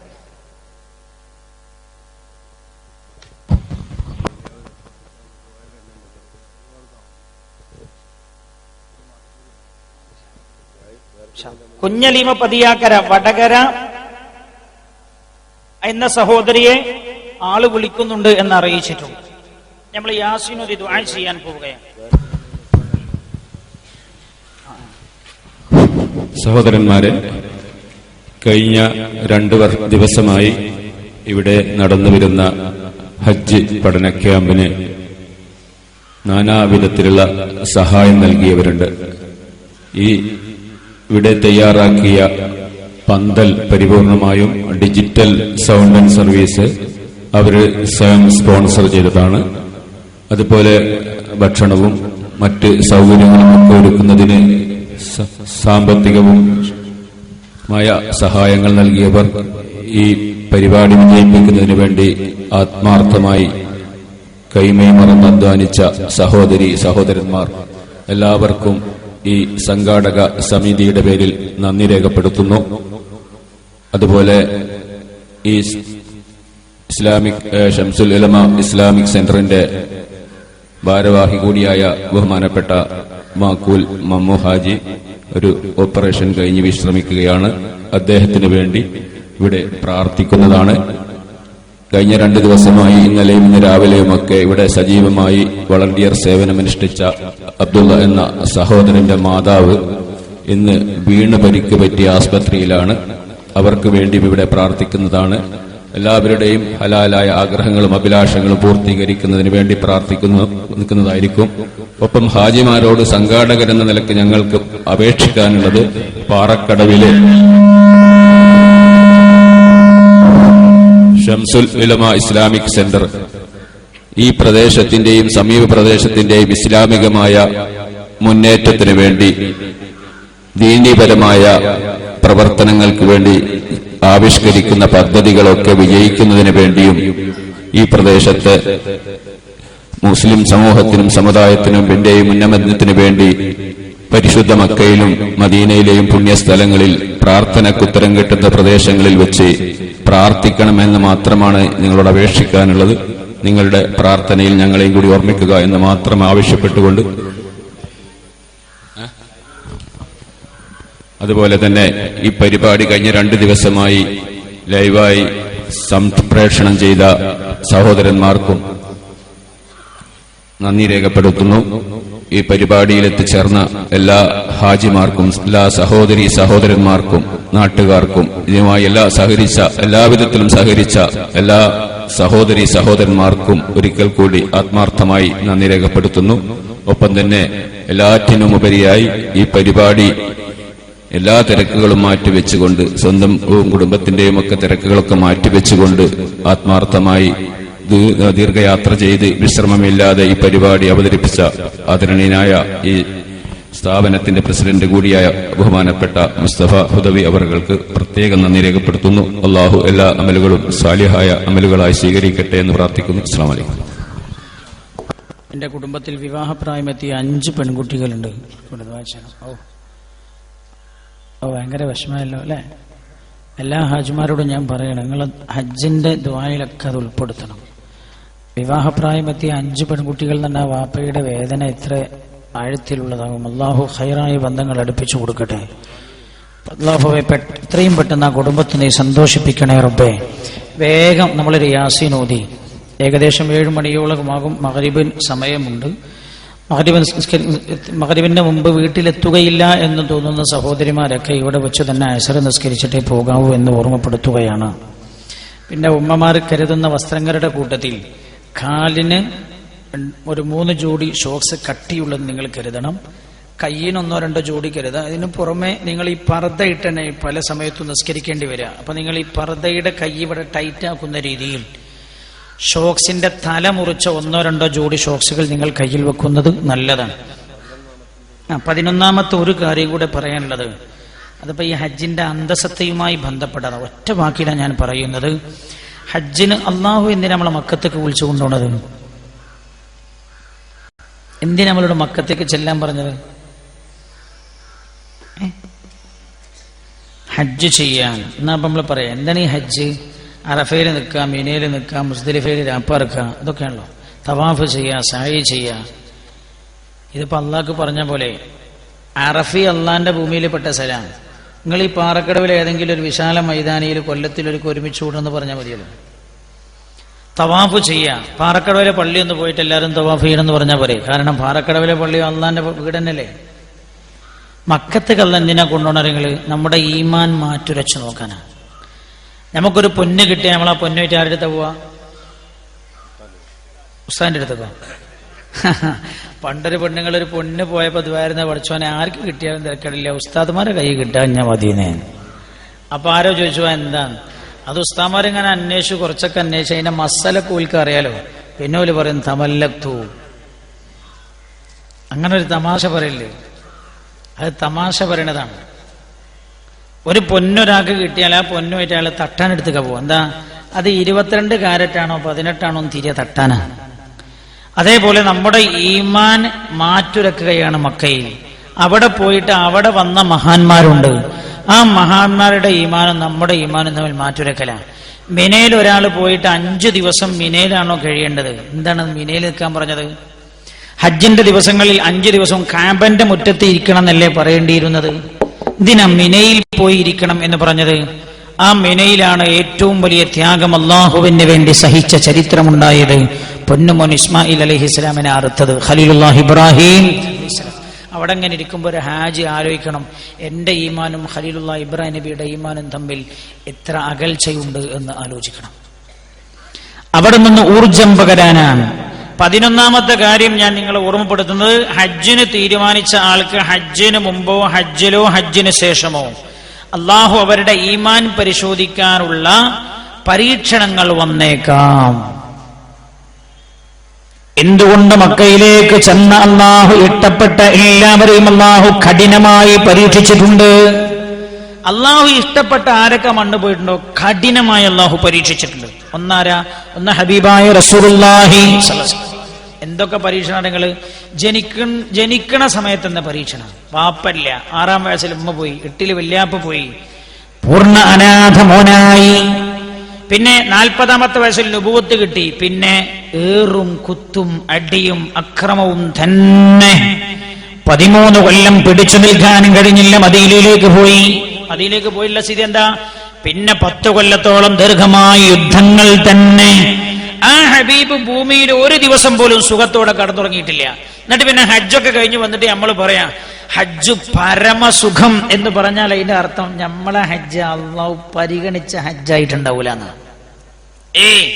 ഹജ്ജിൽ സുഖം തേടി പോകുന്നവരോട് ഞാൻ പറയാണ്, വളരെ ഗൗരവത്തോടെ നമ്മൾ ചിന്തിക്കണം. എന്തെങ്കിലും ഒരു പരീക്ഷണം അല്ലാഹു തരും. നമ്മൾ ഈമാൻ എങ്ങനെ ഉണ്ട് എന്ന് നോക്കാൻ. എന്റെ അഭിപ്രായം, നമ്മളത് വലിങ്ങനെ പരീക്ഷണമൊന്നും വേണ്ട. നമ്മൾ മദീനത്തേക്ക് പോകുമ്പോഴോ അല്ലെ അറഫ പോകുമ്പോഴോ ബസ്സിന്റെ AC ഒന്ന് കേടായാൽ മതി. എന്നാ തിരിയും നമ്മളെ ഈമാൻ എങ്ങനെ ഉണ്ട്. നമ്മൾ ഇബ്രാഹിം നബിന്റെ ഈമാനൊക്കെ പരീക്ഷിക്കാൻ മോനെ അറക്കാനൊക്കെ പറയേണ്ടി വന്നു അള്ളാഹുവിന്. അള്ളാന്റെ ഹബീബിന്റെ ഈമാൻ പരിശോധിക്കാൻ ഒരുപാട് യുദ്ധങ്ങൾക്ക് അവസരമുണ്ടാക്കി അള്ളാഹു. നമ്മളെ ഈമാൻ പരിശോധിക്കാന് യുദ്ധമൊന്നും വേണ്ട മൂസക്ക. ഒരു 5-10 മിനിറ്റ് ബസ്സിന്റെ AC ഓഫായാൽ ബസ്സിൽ നടക്കുന്ന കച്ചറ കണ്ടാൽ മനസ്സിലാവും നമ്മളെ ഈമാൻ എത്രയാണ്. വെറുതെ കൊണ്ടുപോകുന്നതല്ല. അതുകൊണ്ട് നിങ്ങൾ പരീക്ഷണം പ്രതീക്ഷിക്കേണ്ടതാണ്. ഒരാൾ മക്കത്തേക്ക് പോകാൻ വേണ്ടി ഒരുങ്ങിയപ്പോഴാ അയാൾക്ക് 2 പെൺകുട്ടികൾ, ഒരു ആൺകുട്ടിയാ. ആൺകുട്ടി മരിച്ചുപോയി. മോൻ ആക്സിഡന്റായി മരിച്ചുപോയി. മക്കത്ത് പോകാൻ ഒരുങ്ങിയപ്പോ ആ പെണ്ണ് തവാഫൊക്കെ ഇങ്ങനെ ചെയ്യുന്നതിനിടക്ക് ബോധം കിട്ടു വീഴുമായിരുന്നു. ഈ ടെൻഷനായിട്ട് അല്ലാഹുവിന്റെ പരീക്ഷണമാണ്. പല പരീക്ഷണം ഉണ്ടാവുക. പരീക്ഷണം പല നബലുവന്നകും ബിശൈഇൻ മിനൽ ഖൗഫി വൽ ജുഇ. ഖൗഫ് എന്ന് പറഞ്ഞാൽ പേടി, ടെൻഷൻ. അപ്പൊ ചില ആളുകൾക്ക് ഇപ്പൊ തന്നെ ഉണ്ടാവും, പഠിച്ചോൻ എത്ര പോലെ ആൾക്കാരെ കാണുമ്പോൾ എനിക്ക് ബേജാറാവുമല്ലോ. അത് പരീക്ഷണത്തിന്റെ ഒരു ഭാഗമാണത്. മിനൽ ഖൗഫി വൽ ജുഇ വനഖ്സിൻ മിനൽ അംവാൽ. ചിലർക്ക് ഹജ്ജ് കഴിഞ്ഞു വന്നു. എന്റെ സുഹൃത്തുണ്ടായിരുന്നു ബാംഗ്ലൂരിൽ, ഭയങ്കര കച്ചവടക്കാരനായിരുന്നു. ഹജ്ജ് കഴിഞ്ഞ് വന്നതിന് ശേഷം കച്ചവടം മുഴുവൻ പൊളിഞ്ഞുപോയി, ഭയങ്കര തകർച്ചയിലായി. ഞാൻ കണ്ടപ്പോൾ ചോദിച്ചു, എങ്ങനെയുണ്ട്? എന്നോട് സാറേ പരീക്ഷണമാവുന്നാ തോന്നുന്നത്. സാരമില്ല, ഒരു കാലത്ത് അള്ളാഹു എമ്പാടും തന്നു, ഇപ്പൊ അള്ളാഹു തിരിച്ചെടുത്തതാവും. ഞാൻ ഈയിടെ അയാളെ കണ്ടപ്പോൾ ചോദിച്ചപ്പോൾ എന്നോട് പറഞ്ഞു, സാറേ രണ്ടാമത് ഞാൻ പഴയ അവസ്ഥയിലേക്ക് തന്നെ തിരിച്ചെത്തിയിട്ടുണ്ട്. അപ്പൊ അള്ളാഹു പിന്നൊന്ന് പിൻവലിച്ചിട്ട് നോക്കിയതാ, അവന്റെ ഖൽബ് എങ്ങനെയാണ്. ഇപ്പൊ ഞാൻ ഹജ്ജിന് പോണ്ടില്ലേന്നു എന്നിട്ട് തോന്നിപ്പോകുന്നുണ്ടോ എന്ന് അള്ളാഹു പരിശോധിക്കുന്നതാണ്. പല രീതിയിലും പരീക്ഷണം വരാം. ഏത് ഘട്ടം വന്നാലും ഈമാൻ പതറിപ്പോകരുത് എന്ന് ഓർമ്മപ്പെടുത്തുന്നു. അൽ-ഫാത്തിഹ. അഊദു ബില്ലാഹി മിനശ് ശൈത്വാനിർ റജീം. ബിസ്മില്ലാഹിർ റഹ്മാനിർ റഹീം. അൽഹംദുലില്ലാഹി റബ്ബിൽ ആലമീൻ അർറഹ്മാനിർ റഹീം മാലികി യൗമിദ്ദീൻ. ഇയ്യാക നഅ്ബുദു വ ഇയ്യാക നസ്തഈൻ. ഇഹ്ദിനസ് സിറാത്തൽ മുസ്തഖീം ഗൈറിൽ മഗ്ദൂബി അലൈഹിം വലദ്ദാലിൻ. ആമീൻ. എല്ലാവരും വിചാരിക്കേണ്ടത് നമ്മളെ വാപ്പാക്കുമാർക്കൊക്കെ വേണ്ടി ഒന്നും ദ്വാരക്കാൻ വേണ്ടി ഇരിക്കുന്നതാണ്. അള്ളാഹുരുടെ ഖബറിടം വിളിച്ചാക്കി കൊടുക്കട്ടെ. നല്ല മനസ്സറിഞ്ഞിട്ട് ഒരു യാസീൻ ഓതിയിട്ട് കുറച്ചു നേരം വൈകിയിട്ടുണ്ട്, എന്നാലും ഒന്നാണ് ദ്വാരന്നിട്ട് പിരിയ. ബിസ്മില്ലാഹിർ റഹ്മാനിർ റഹീം. യാസീൻ വൽ ഖുർആനിൽ ഹകീം. ഇന്നക ലമിനൽ മുർസലീന അലാ സിറാത്തിൻ മുസ്തഖീം. تنزيل العزيز الرحيم.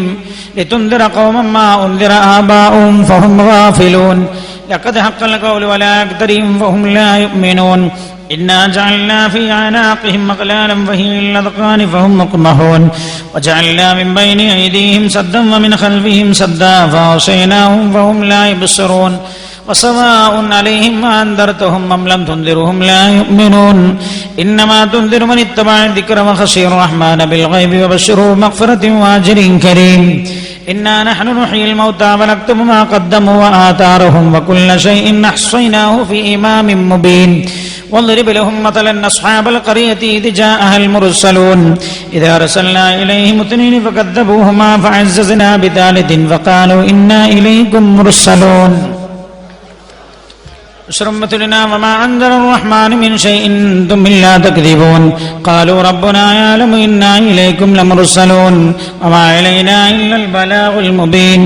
قالوا إنا تطيرنا بكم لئن لم تنتهوا لنرجمنكم وليمسنكم منا عذاب أليم. ذكرتم بل أنتم قوم مسرفون. وجاء من أقصى المدينة رجل يسعى قال يا قوم اتبعوا المرسلين اتبعوا من لا يسألكم أجرا وهم مهتدون. وما لي لا أعبد الذي فطرني وإليه ترجعون. أتخذ من دونه آلهة ينذر الرحمن بضر لا تغني عني شفاعتهم شيئا ولا ينقذون. إني إذا لفي ضلال مبين. إني آمنت بربكم فاسمعون. قيل ادخل الجنة قال يا ليت قومي يعلمون بما غفر لي ربي وجعلني من المكرمين. وما أنزلنا على قومه من بعده من جند من السماء وما كنا منزلين. إن كانت إلا صيحة واحدة فإذا هم خامدون. يا حسرة على العباد ما يأتيهم من رسول إلا كانوا به يستهزئون. قبلهم من القرون أنهم إليهم لا يرجعون. وإن كل لما جميع الذين محضرون. وآية لهم الأرض الميتة أحييناها وأخرجنا منها حبا ومنه يأكلون.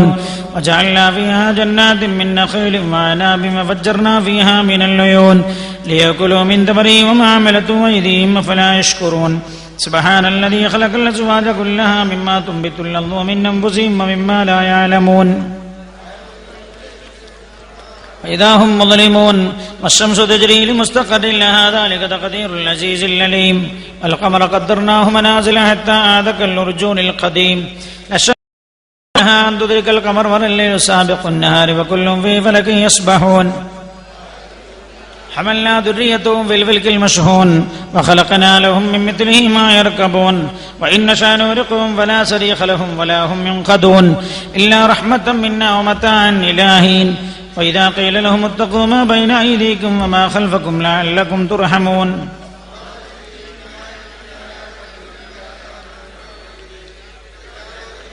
مما رزقهم الله قال الذين كفروا للذين آمنوا أنطعم من لو يشاء الله وطعمه إن أنتم إلا في ضلال مبين يقولون متى هذا الوعد إن كنتم صادقين ما ينظرون إلا صيحة واحدة تأخذهم وهم يخصمون ونفخ في الصور فإذا هم من الأجداث إلى ربهم ينسلون قالوا يا ويلنا من بعثنا من مرقدنا هذا ما وعد الرحمن وصدق المرسلون صيحة واحدة وإذا هم جميع الذين محضرون فاليوم لا تظلم نفس شيئا ولا يجزون إلا ما كنتم تعملون إن أصحاب الجنة اليوم في شغل فاكهون هم وأزواجهم في ظلال على الأرائك متكئون لهم فيها فاكهة ولهم ما يدعون سلام قولا من رب رحيم وامتازوا اليوم أيها المجرمون ألم أعهد إليكم يا بني آدم أن لا تعبدوا الشيطان إنه لكم عدو مبين استقيم ولقد أضل منكم جبلا كثيرا فلم تكونوا تعقلون هذه جهنم التي كنتم توعدون اصلوها اليوم بما كنتم تكفرون اليوم نختم على أفواههم وتكلمنا أيديهم وتشهد أرجلهم بما كانوا يكسبون سنا على أعينهم واستبقوا الصراط فأنى يبصرون ولو نشاء لمسخناهم على مكانتهم ما استطاعوا مضيا ولا يرجعون ومن نعمره ننكسه في الخلق أفلا يعقلون وما علمناه الشعر ما ينبغي له إن هو إلا ذكر وقرآن مبين ينذر من كان حيا ويحق القول للكافرين أفلم يروا أنا خلقنا لهم مما عملت أيدينا أنعاما فهم لها مالكون ولهم فيها منافع ومشارب أفلا يشكرون واتخذوا من دون الله آلهة لعلهم ينصرون لا يستطيعون نصرهم وهم لهم جند محضرون فلا يحزنك قولهم إنا نعلم ما يسرون وما يعلنون أولم ير الإنسان أنا خلقناه من نطفة فإذا هو خصيم مبين قال من يحيي العظام وهي رميم قل يحيي الذي أنشأها أول مرة وبكل خلق عليم الذي جعل لكم من الشجر الأخضر نارا وإذا أنتم منه توقدون وليس الذي خلق السماوات والأرض بقادر على أن يخلق مثلهم بلى هو الخلاق العليم إنما أمره إذا أراد شيئا أن يقول له كن فيكون فسبحان الذي بيده ملكوت كل شيء وإليه ترجعون بسم الله الرحمن الرحيم قل هو الله أحد الله الصمد لم يلد ولم يولد ولم يكن له كفوا أحد بسم الله الرحمن الرحيم قل هو الله أحد الله الصمد لم يلد ولم يولد ولم يكن له كفوا أحد بسم الله الرحمن الرحيم قل هو الله أحد الله الصمد قل له كفوا أحد بسم الله الرحمن الرحيم قل أعوذ برب الفلق من شر ما خلق ومن شر غاسق إذا وقب ومن شر النفاثات في العقد ومن شر حاسد إذا حسد بسم الله الرحمن الرحيم قل أعوذ برب الناس ملك الناس إله الناس الذي يوسوس في صدور الناس من الجنة والناس ഒരു കുട്ടിയെ കല്യാണം കഴിച്ചു കൊടുക്കാൻ പുതിയാപ്പിളയെ കണ്ടെത്തിയാൽ 10 പവൻ സ്വർണം കൊടുക്കാമെന്ന് ഒരു സഹോദരൻ പറഞ്ഞിട്ടുണ്ട്. പേര് പറയരുത് എന്ന് പ്രത്യേകം ഏൽപ്പിക്കുകയും ചെയ്തിട്ടുണ്ട്. അല്ലാഹു സുബ്ഹാനഹു വ തആല ഈ നമ്മളെ മഹല്ലിലോ ഏത് മഹല്ലിലാ വേറെ മഹല്ലിലാ പറഞ്ഞ ആള് ഉദ്ദേശിച്ചത് എന്താണെന്നറിയില്ല. ഏതായാലും ഒരു പാവപ്പെട്ട കുട്ടിയെ, വളരെ അർഹമായൊരു കുട്ടിയെ കണ്ടെത്തിയാൽ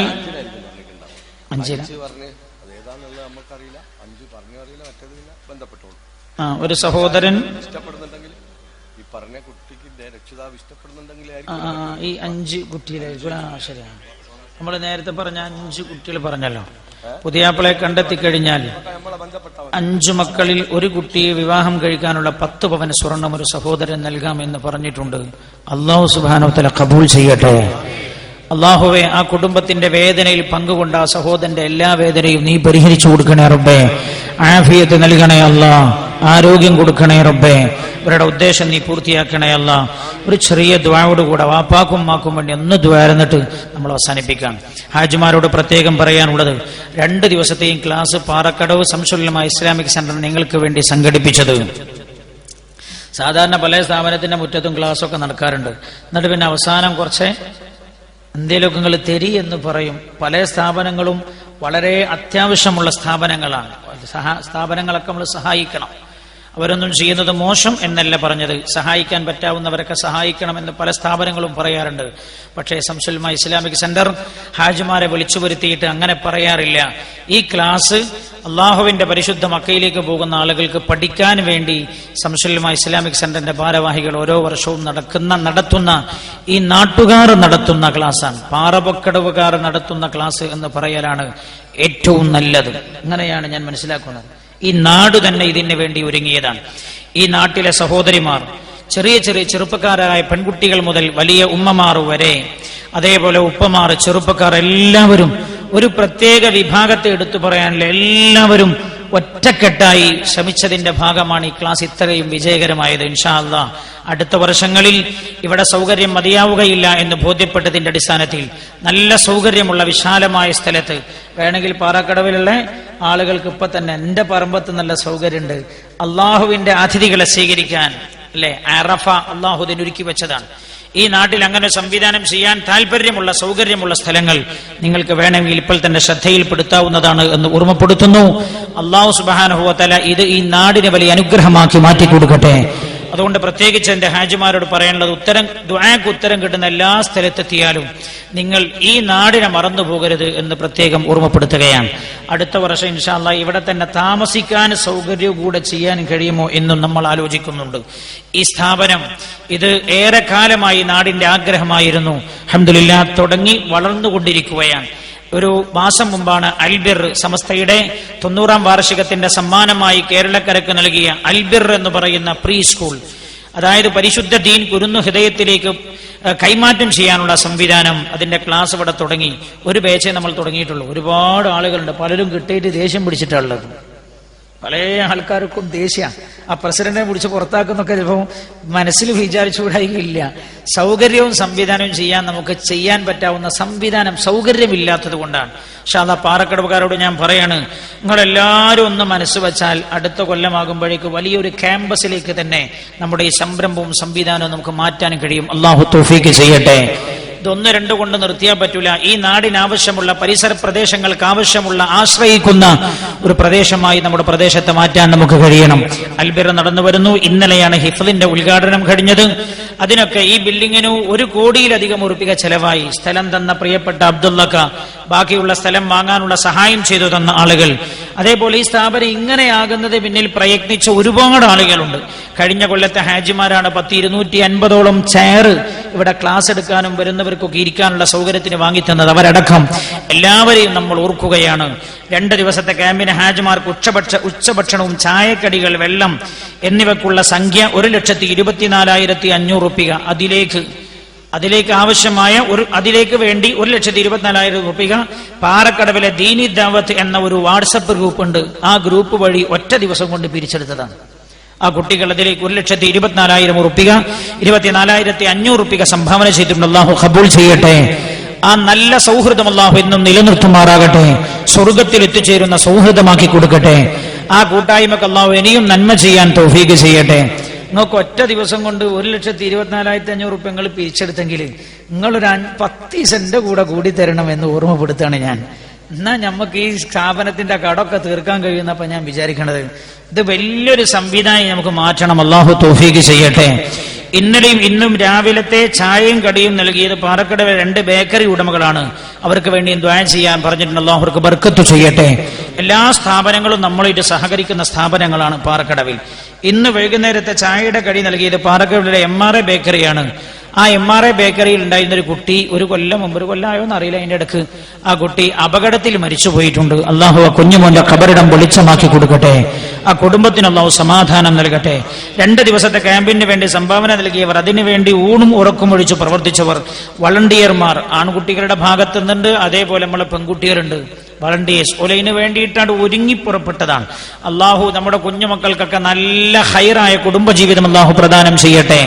അൽബിർ ഇസ്ലാമിക് പ്രീ സ്കൂൾ, ഹിഫ്ദുൽ ഖുർആൻ കോളേജ് എന്നിവയ്ക്ക് വേണ്ടി രാപ്പകൽ കഷ്ടപ്പെട്ട് പണിയെടുപ്പിച്ചവർ. ഈ ഹിഫ്ദുൽ ഖുർആന്റെ പണി എന്നൊക്കെ പറഞ്ഞാൽ യുദ്ധകാലാടിസ്ഥാനത്തിൽ എടുപ്പിച്ചതാണ്.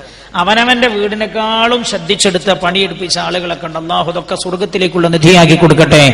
ചെറിയ ദുആ നടത്തി നമ്മൾ അവസാനിപ്പിക്കുകയാണ്. അതേപോലെ അതേപോലെ ഈയിടെയായി മരണപ്പെട്ടു പോയ നസുറുദ്ദീൻ എന്ന് പറയുന്ന കുഞ്ഞുമോന്റെ മാതാവിനും പിതാവിനും അള്ളാഹു മനസ്സമാധാനം കൊടുക്കട്ടെ. ഞാനുമായി ബന്ധപ്പെട്ട ഒരു സഹോദരന്റെ മകൾ മരിച്ചിട്ടുണ്ട്. പത്രത്തിൽ നിങ്ങൾ വാർത്തയിൽ ശ്രദ്ധിച്ചിട്ടുണ്ടാവും. ഇന്നലെ എറണാകുളത്ത് വെച്ചു MBBS 2ാം വർഷം പഠിക്കുന്ന കുട്ടിയാണ് ഷംന. ആബുട്ടി എന്നവരുടെ മകളാണ്. ഞാനുമായി വലിയ ബന്ധപ്പെട്ട ആളാണ്. ഫൈറൂസിനെ അറിയിരിക്കും, നമ്മളെ ഷാദ് ഖാന്റെ ഒക്കെ കുടുംബക്കാരനാണ്. ഇപ്പൊ അടുത്ത് മസ്കത്തിലേക്ക് വന്നിട്ടുണ്ട്. അള്ളാഹു ആ കുട്ടിയുടെ ഖബറിടം അള്ളാഹു വെളിച്ചമാക്കി കൊടുക്കട്ടെ. ആ കുടുംബത്തിനും അള്ളാഹു സമാധാനം നൽകട്ടെ. മട്ടന്നൂരിൽ ഒരു ഉമ്മ മരിച്ചിട്ടുണ്ട്. അള്ളാഹു ആ സഹോദരിക്ക് പുറത്തു കൊടുക്കുമാറാകട്ടെ. നമ്മളെ ഫിറദൌസ് പാറക്കടവ്, അതേപോലെ പല ആളുകളും ദുആ ചെയ്യാൻ വേണ്ടി ഏൽപ്പിച്ചിട്ടുണ്ട്. ഒരു പുതുതായി വീടെടുക്കുന്നുണ്ട്. അല്ലാഹു ഖൈറായി ആ വീട്ടിൽ താമസിക്കാൻ തൗഫീഖ് ചെയ്യട്ടെ. മരിച്ചുപോയ അവരുടെയും നമ്മുടെയൊക്കെ പിതാവിനും മാതാപിതാക്കൾക്കൊക്കെ അല്ലാഹു പുറത്തു തരുമാറാകട്ടെ. ജീവിച്ചിരിക്കുന്ന അല്ലാഹു ദീർഘായുസ്സ് നൽകട്ടെ. അതേപോലെ മസ്കത്ത് കമ്മിറ്റി, നമ്മളുമായി ഭയങ്കരമായി സഹകരിക്കുന്ന മസ്കത്തിൽ കമ്മിറ്റി ഇതിനു വേണ്ടി തന്നെ ഉണ്ടാക്കിയിട്ടുണ്ട്. ഇൻഷാ അല്ലാഹ് ഇനി ഖത്തറിലും ദുബായിലും ഒക്കെ നമ്മളെ മൂസക്കയും ബന്ധപ്പെട്ട ഉസ്മാൻക്ക് ഇങ്ങനെ കണ്ടു ഒരുപാട് മമ്മിക്കല്ലേ ഓലൊക്കെ അടുത്ത് ദുബായിലേക്ക് പോകുന്നുണ്ട്. ദുബായിക്കാരെ വിളിച്ചുകൊണ്ടേ ഇരിക്കുന്നുണ്ട്. ഓല് പറഞ്ഞത് മസ്കത്ത് നിങ്ങൾ 30 ലക്ഷം ഉണ്ടാക്കിയ ദുബായിൽ നമ്മൾ 1 കോടി ഉണ്ടാക്കുന്ന, മസ്കത്തുകാർ 35 ലക്ഷം റുപ്യ ഉണ്ടാക്കി തന്നിട്ടുണ്ട്. വളരെ കുറച്ച മനുഷ്യന്മാർ. 35, 40 എത്ര 35. അപ്പൊ ഇൻഷാ അല്ലാഹ് ഒരു 1.5 കോടി ദുബായിൽ നിന്ന് കിട്ടുന്ന നമ്മൾ പ്രതീക്ഷിക്കണം. അപ്പൊ ഇൻഷാ അല്ലാഹ് കടക്കെ വീടിക്കോളും. അള്ളാഹു ആ മനസ്സ്, അതൊരു വല്ലാത്ത മനസ്സാണല്ലോ അല്ല അങ്ങനെ പറയാന്ന് പറഞ്ഞാൽ തന്നെ. ദുബായിലേക്ക് അവർ ക്ഷണിച്ചുകൊണ്ടിരിക്കുന്നുണ്ട്. അള്ളാഹു എല്ലാ സഹോദരങ്ങൾക്കും ബർക്കത്ത് ചെയ്യട്ടെ. അവിടെ പോയി വരുമ്പോൾ ഇൻഷാ അല്ലാഹ് അവിടെയും കമ്മിറ്റി ഉണ്ടാവും, ഖത്തറിലുണ്ടാവും, എവിടൊക്കെ നമ്മളെ നാട്ടുകാരുണ്ട് അവിടൊക്കെ ഇസ്ലാമിക് സെന്ററിന് വേണ്ടി കമ്മിറ്റി ഉണ്ടാകും. അവർക്കൊക്കെയും ഖൈറായ രീതിയിൽ പ്രവർത്തിക്കാൻ അള്ളാഹു തൗഫീഖ് ചെയ്യട്ടെ. മമ്മിക്കാന്റെ മകൾ ഇന്നലെ പ്രസവിച്ചിട്ടുണ്ട്. അള്ളാഹു ആ കുട്ടിയെ സ്വാലിഹായ കുട്ടിയാക്കി കൊടുക്കട്ടെ. അൽഹംദുലില്ലാഹി റബ്ബിൽ ആലമീൻ ഹംദൻ യുവാഫി നിഅമഹു വയുകാഫിഉ മസീദ. اللهم صل على سيدنا محمد وعلى آل سيدنا ومولانا محمد. അർഹമർ റഹീമീനായ അല്ലാഹുവേ, ഞങ്ങളെ സ്തുതിക്കുന്നു. അല്ലാഹ് ഞങ്ങളുടെ സ്തുതികൾ നീ സ്വീകരിക്കണേ. അല്ലാഹ് ഹബീബായ നബിയുനാ മുഹമ്മദ് മുസ്തഫ സല്ലല്ലാഹു അലൈഹി വസല്ലം തങ്ങളുടെ മേൽ ഞങ്ങൾ ചൊല്ലിയ സ്വലാത്തുകൾ നീ ഖബൂൽ ചെയ്യണേ. അല്ലാഹുവേ, നിന്റെ പരിശുദ്ധമായ ഒരു ഹറമിലേക്കും എങ്ങനെയാണ് സ്വീകാര്യരായി എത്തിച്ചേരേണ്ടതും അമൽ ചെയ്യേണ്ടതും എന്ന് പഠിക്കാനും അറിയാനുമായി ഞങ്ങൾ ഒരുമിച്ച് കൂടിയത് നീ ഖബൂൽ ചെയ്യണേ. കണ്ണൂർ ജില്ലയുടെയും കോഴിക്കോട് ജില്ലയുടെയും ഒക്കെ മുക്കുമൂലകളിൽ നിന്ന് വളരെ കഷ്ടപ്പെട്ട് എത്തിച്ചേർന്നവരുണ്ട്. നീ ഖബൂൽ ചെയ്യണേ. നിന്റെ പരിശുദ്ധമായ മണ്ണിൽ ഏറ്റവും നല്ല സ്വീകാര്യരായി നിന്റെ തൃപ്തി വാങ്ങി എത്തിച്ചേരണമെന്ന ഉത്കടമായ ആഗ്രഹമാണ് റബ്ബേ. എവിടെ ക്ലാസ് ഉണ്ടെന്ന് കേട്ടാലും പോകാനും പഠിക്കാനും ഒക്കെ ആവേശമാറിയത്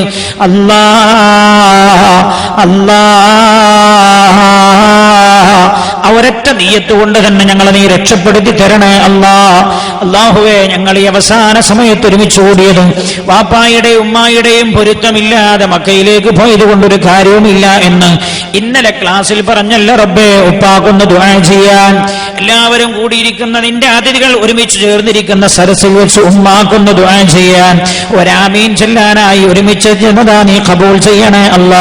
ഞങ്ങൾ ഓതിയ യാസീൻ നീ ഖബൂൽ ചെയ്യണേ. അല്ലാഹുവേ, ഇതിന്റെ പ്രതിഫലം ഞങ്ങളുടെ ഹബീബിന് നീ എത്തിച്ചു കൊടുക്കണേ. പ്രവാചകന്മാർ, അമ്പിയാക്കൾ, ഔലിയാക്കൾ, ശുഹദാക്കൾ, സ്വാലിഹീങ്ങൾക്ക് നീ എത്തിച്ചു കൊടുക്കണേ. ഈ നാട്ടിലുള്ള പള്ളിയുടെ ചുറ്റുഭാഗത്തും അന്ത്യവിശ്രമം കൊള്ളുന്ന മഹാന്മാരുണ്ടവർക്ക് നീ എത്തിച്ചു കൊടുക്കണേ. ഞങ്ങളുടെ പലരുടെയും മാതാപിതാക്കൾ ആരുടെ മണ്ണിന്റെ ചുവട്ടിലാ റബ്ബേ. ഹജ്ജിന് പോകുന്ന പല ഉപ്പമാരുടെയും ഉമ്മമാരുടെയും മാതാപിതാക്കൾ മരിച്ചു പോയിട്ടുണ്ട്. അവർ ഞങ്ങളെക്കാളും ഈ മണ്ണ് കാണണമെന്ന് ആഗ്രഹിച്ചവരായിരുന്നു. പക്ഷേ അവരുടെ കാലഘട്ടത്തിൽ ഈ മണ്ണിലേക്കുള്ള യാത്ര ഇത്രമേൽ എളുപ്പമായിരുന്നില്ല. അവരുടെ ഖബറിടം നീ വെളിച്ചമാക്കണേ. ഞങ്ങൾ ഓതിയ സൂറത്ത് യാസീന്റെ പ്രതിഫലം അവർക്ക് നീ എത്തിച്ചു കൊടുക്കണേ. അവരുടെ ഖബറുകളിൽ അവരെ നീ സന്തോഷിപ്പിക്കണേ. അർഹമർ റഹീമീനായ വല്ല പ്രയാസവുമുണ്ടെങ്കിൽ നീ ഉയർത്തി കൊടുക്കണേ. അർഹമർ റഹീമീനായ റഹ്മാനായ റബ്ബേ, ഞങ്ങളുടെ പലരുടെയും മാതാപിതാക്കൾ മക്ക കാണണമെന്ന് വിചാരിച്ചവരായിരുന്നു, മദീനയിൽ എത്തിച്ചേരണമെന്ന് ഉത്കടമായി ആഗ്രഹിച്ചവരായിരുന്നു. അവരുടെ ജീവിത കാലഘട്ടത്തിൽ നീ അവർക്ക് അതിനുള്ള വിധി കൊടുത്തില്ല റബ്ബേ. ഞങ്ങൾക്കാണ് ആ വിധി നീ നൽകിയത്. ഞങ്ങളുടെ പൊന്നു മാതാപിതാക്കൾക്ക് വേണ്ടി അറഫയുടെ മണ്ണിൽ വെച്ച് ദുആ ചെയ്യാൻ ഞങ്ങൾക്ക് തൗഫീഖ് തരണേ അല്ലാഹ്. നിന്റെ കഅബയുടെ മുറ്റത്ത് വെച്ചവർക്ക് വേണ്ടി ദുആ ചെയ്യാനുള്ള തൗഫീഖ് തരണേ അല്ലാഹ്. എന്തവർ തെറ്റവർ ചെയ്തു പോയിട്ടുണ്ടെങ്കിലും നീ പുറത്തു കൊടുക്കണേ അല്ലാഹ്. പടച്ചോനെ, ഞങ്ങളുടെ ജീവിത സുഖത്തിനായി എത്രയോ കഷ്ടപ്പെട്ടവരാ റബ്ബേ അവർ. അവരുടെ കാലഘട്ടമാണെങ്കിലോ ഇന്നത്തെ കാലഘട്ടം പോലെ യാതൊരു സൗകര്യമില്ലാത്ത കാലഘട്ടമായിരുന്നു. ആ കാലഘട്ടത്തിലാ റബ്ബേ ഞങ്ങളെ കഷ്ടപ്പെട്ടവരെ വളർത്തിയത്. ഞങ്ങളുടെ ഉമ്മമാർ ഞങ്ങൾക്ക് പ്രസവം നൽകി, ഞങ്ങൾക്ക് ജന്മം നൽകിയത് പോലും മരണം മുന്നിൽ കണ്ടുകൊണ്ടാണ്. ഇന്ന് പ്രസവ വേദന വരുമ്പോഴേക്ക് ഹോസ്പിറ്റലിലേക്ക് എടുത്തോടുന്നങ്ങനെ സംവിധാനമില്ല. പ്രസവിക്കാൻ കിടക്കുന്ന ഉമ്മാന്റെ അടുത്ത് യാസീനൂദിയും നഫീസത്തുമാരെയും ചൊല്ലി നിന്റെ പേരിൽ തവക്കുൽ ചെയ്ത റബ്ബേ അവർ ഞങ്ങളെ പ്രസവിച്ചത്. അങ്ങനെ ഉള്ള പല ഉമ്മ ഞാനൊന്ന് ഹജ്ജിന് പോകട്ടെ എന്ന് സമ്മതം ചോദിക്കാൻ പോലും പലരും ജീവിച്ചിരിക്കുന്നില്ല.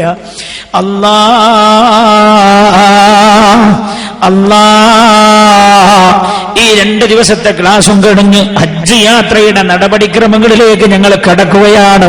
ഇവിടെ വെച്ച് ഞങ്ങൾ ഉപ്പാക്കുമ്മാക്കും ദുആ ചെയ്തുകൊണ്ട് റബ്ബേ അവരെ ഞങ്ങളുടെ കാര്യത്തിൽ നീ തൃപ്തനാക്കി തരണേ അല്ലാഹ്. ജീവിതത്തിൽ വല്ലപ്പോഴും ഞങ്ങൾ അവരെ വെറുപ്പിച്ചിട്ടുണ്ടെങ്കിൽ നീ പുറത്തു തരണേ അല്ലാഹ്. റബ്ബേ അവരെ ഞങ്ങളുടെ കാര്യത്തിൽ നീ തൃപ്തനാക്കി തരണേ അല്ലാഹ്.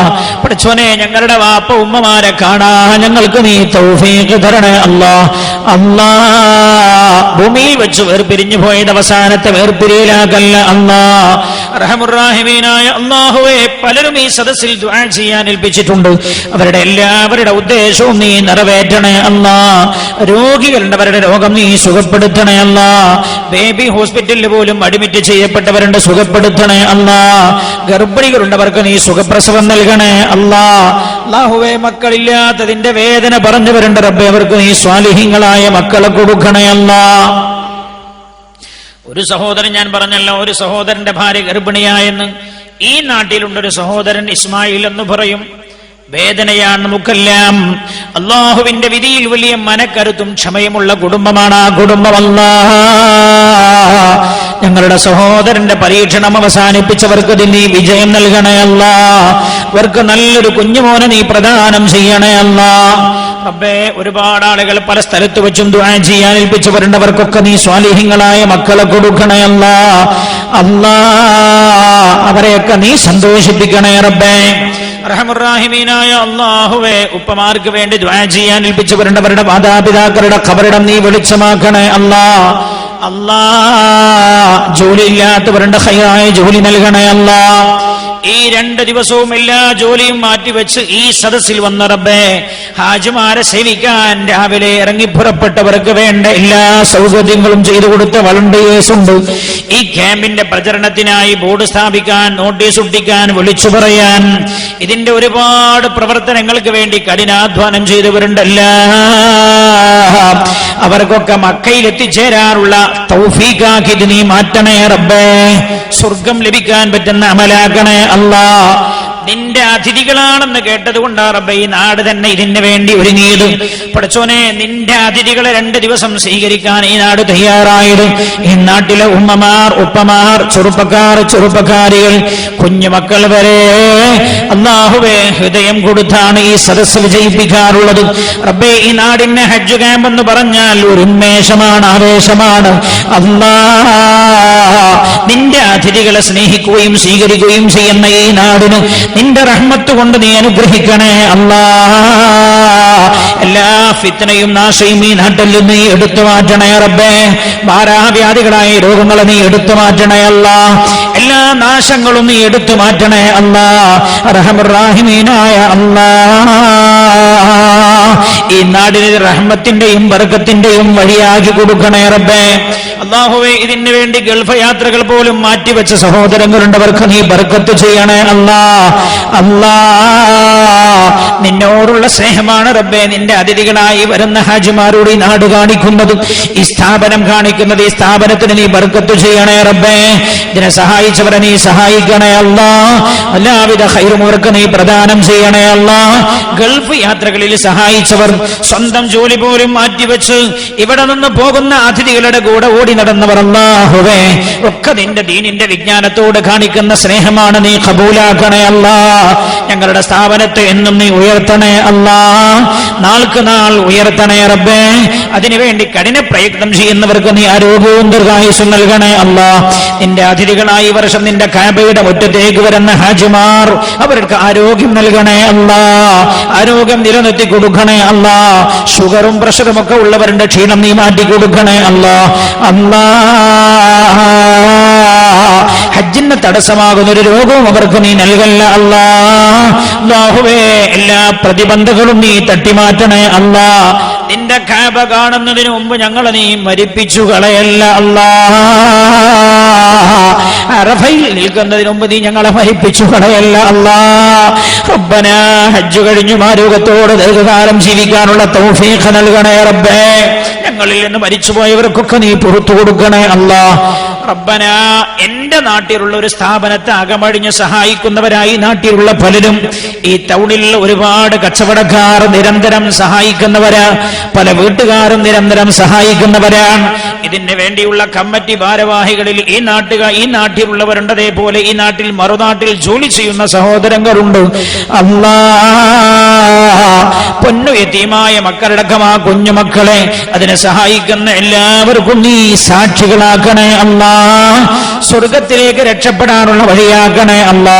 റബ്ബനാ, 5 പെൺമക്കളുടെ വിവാഹപ്രായമെത്തിയ 5 പെൺമക്കളുടെ കാര്യം കേട്ടപ്പോഴാണ് ഒരു സഹോദരൻ ഒരു കുട്ടിയെ വിവാഹം ചെയ്തയക്കാൻ 10 പവൻ അയാൾ സഹായിക്കാമെന്ന് പറഞ്ഞതല്ലാഹുവേ, റഹ്മുർ-റഹീമീനായ അല്ലാ, ആ സഹോദരന്റെ ഖൽബ് നീ ഖബൂൽ ചെയ്യണേ റബ്ബേ. നിയ്യത്ത് സ്വീകരിക്കണേ അല്ലാ, അവർക്ക് ബർക്കത്ത് ചെയ്യണേ അല്ലാ. ആ പിതാവിന്റെ വേദനക്കും നീ പരിഹാരം നൽകണേ അല്ലാ. അല്ലാ, MRA ബേക്കയിലെ ഫഹദ് എന്ന് പറയുന്ന കുഞ്ഞുമോനാണ് അപകടത്തിൽ മരിച്ചുപോയവർക്ക് നീ പുറത്തു കൊടുക്കണേ റബ്ബേ. ആ കുടുംബത്തിന് സമാധാനം നൽകണേ അല്ലാ. അല്ലാ, നസ്റുദ്ദീൻ എന്ന് പറയുന്ന കുഞ്ഞു സഹോദരനാണ് റബ്ബേ. നിന്റെ പരിശുദ്ധമായ പള്ളിയിൽ നിന്ന് നിസ്കരിച്ചു പോകുമ്പോൾ കുത്തേറ്റ് മരിച്ചു തന്നാഹുവേ, ആ കുഞ്ഞുമോന്റെ ആഖിറം നീ വെളിച്ചമാക്കണേ അല്ലാ. ആ കുടുംബത്തിനും നീ സമാധാനം നൽകണേ അല്ലാ, ശാന്തി നൽകണേ അല്ലാ. ഉമ്മായുടെയും അപ്പായുടെയും ഖൽബിന് നീ ദൃഢത നൽകണേ റബ്ബേ. ക്ഷമിക്കാനുള്ള മനസ്സ് നീ പ്രദാനം ചെയ്യണേ അല്ലാ. അല്ലാ, സ്വന്തം മക്കൾക്ക് മയ്യിത്ത് നിസ്കരിക്കേണ്ട ഒരു അവസ്ഥ ഞങ്ങൾക്ക് ആർക്കും നീ വരുത്തരുത് അല്ലാ. റബ്ബനാ തഖബ്ബൽ മിന്നാ ഇന്നക അൻതസ് സമീഉൽ അലീം. അല്ലാഹു, ഈ വർഷത്തെ ഹജ്ജ് നീ അപകടരഹിതമാക്കണേ അല്ലാ. ബിറഹ്മതിക യാ അർഹമർ റഹീമീൻ. വസല്ലല്ലാഹു തആല വസല്ലമ അലാ ഖൈരി ഖൽഖി സയ്യിദിനാ മുഹമ്മദിൻ വഅലാ ആലിഹി വസഹ്ബിഹി അജ്മഈൻ. സുബ്ഹാന റബ്ബിക റബ്ബിൽ ഇസ്സത്തി അമ്മാ യസിഫൂൻ വസലാമുൻ അലൽ മുർസലീന വൽഹംദുലില്ലാഹി റബ്ബിൽ ആലമീൻ. പുരുഷന്മാരൊക്കെ പള്ളിയിൽ നിന്ന് നിസ്കരിക്കുക. ഉമ്മമാർക്ക് വീട്ടിലെത്താൻ കഴിയില്ല എന്ന് തോന്നുന്നവർ നിസ്കരിച്ചേ പോകാവൂ. അടുത്ത വീടുകളിൽ മദ്രസയിലൊക്കെ സൗകര്യമുണ്ട്. സല്ലല്ലാഹു അലാ മുഹമ്മദ് സല്ലല്ലാഹു അലൈഹി വസല്ലം. സല്ലല്ലാഹു അലാ മുഹമ്മദ് സല്ലല്ലാഹു അലൈഹി വസല്ലം. اللهم صل على محمد يا ربي صل عليه وسلم. صل على جميع الانبياء والمرسلين والحمد لله رب العالمين. ഉമ്മമാരൊക്കെ ശ്രദ്ധിക്കേണ്ടത്, നിങ്ങൾക്ക് ഏത് പാറക്കടവലെ വീട്ടിലേക്കും കയറി ചെല്ലാൻ നിസ്കരിക്കാനുള്ള സൗകര്യമൊക്കെ ചെയ്തു തരും. നിസ്കരിക്കാൻ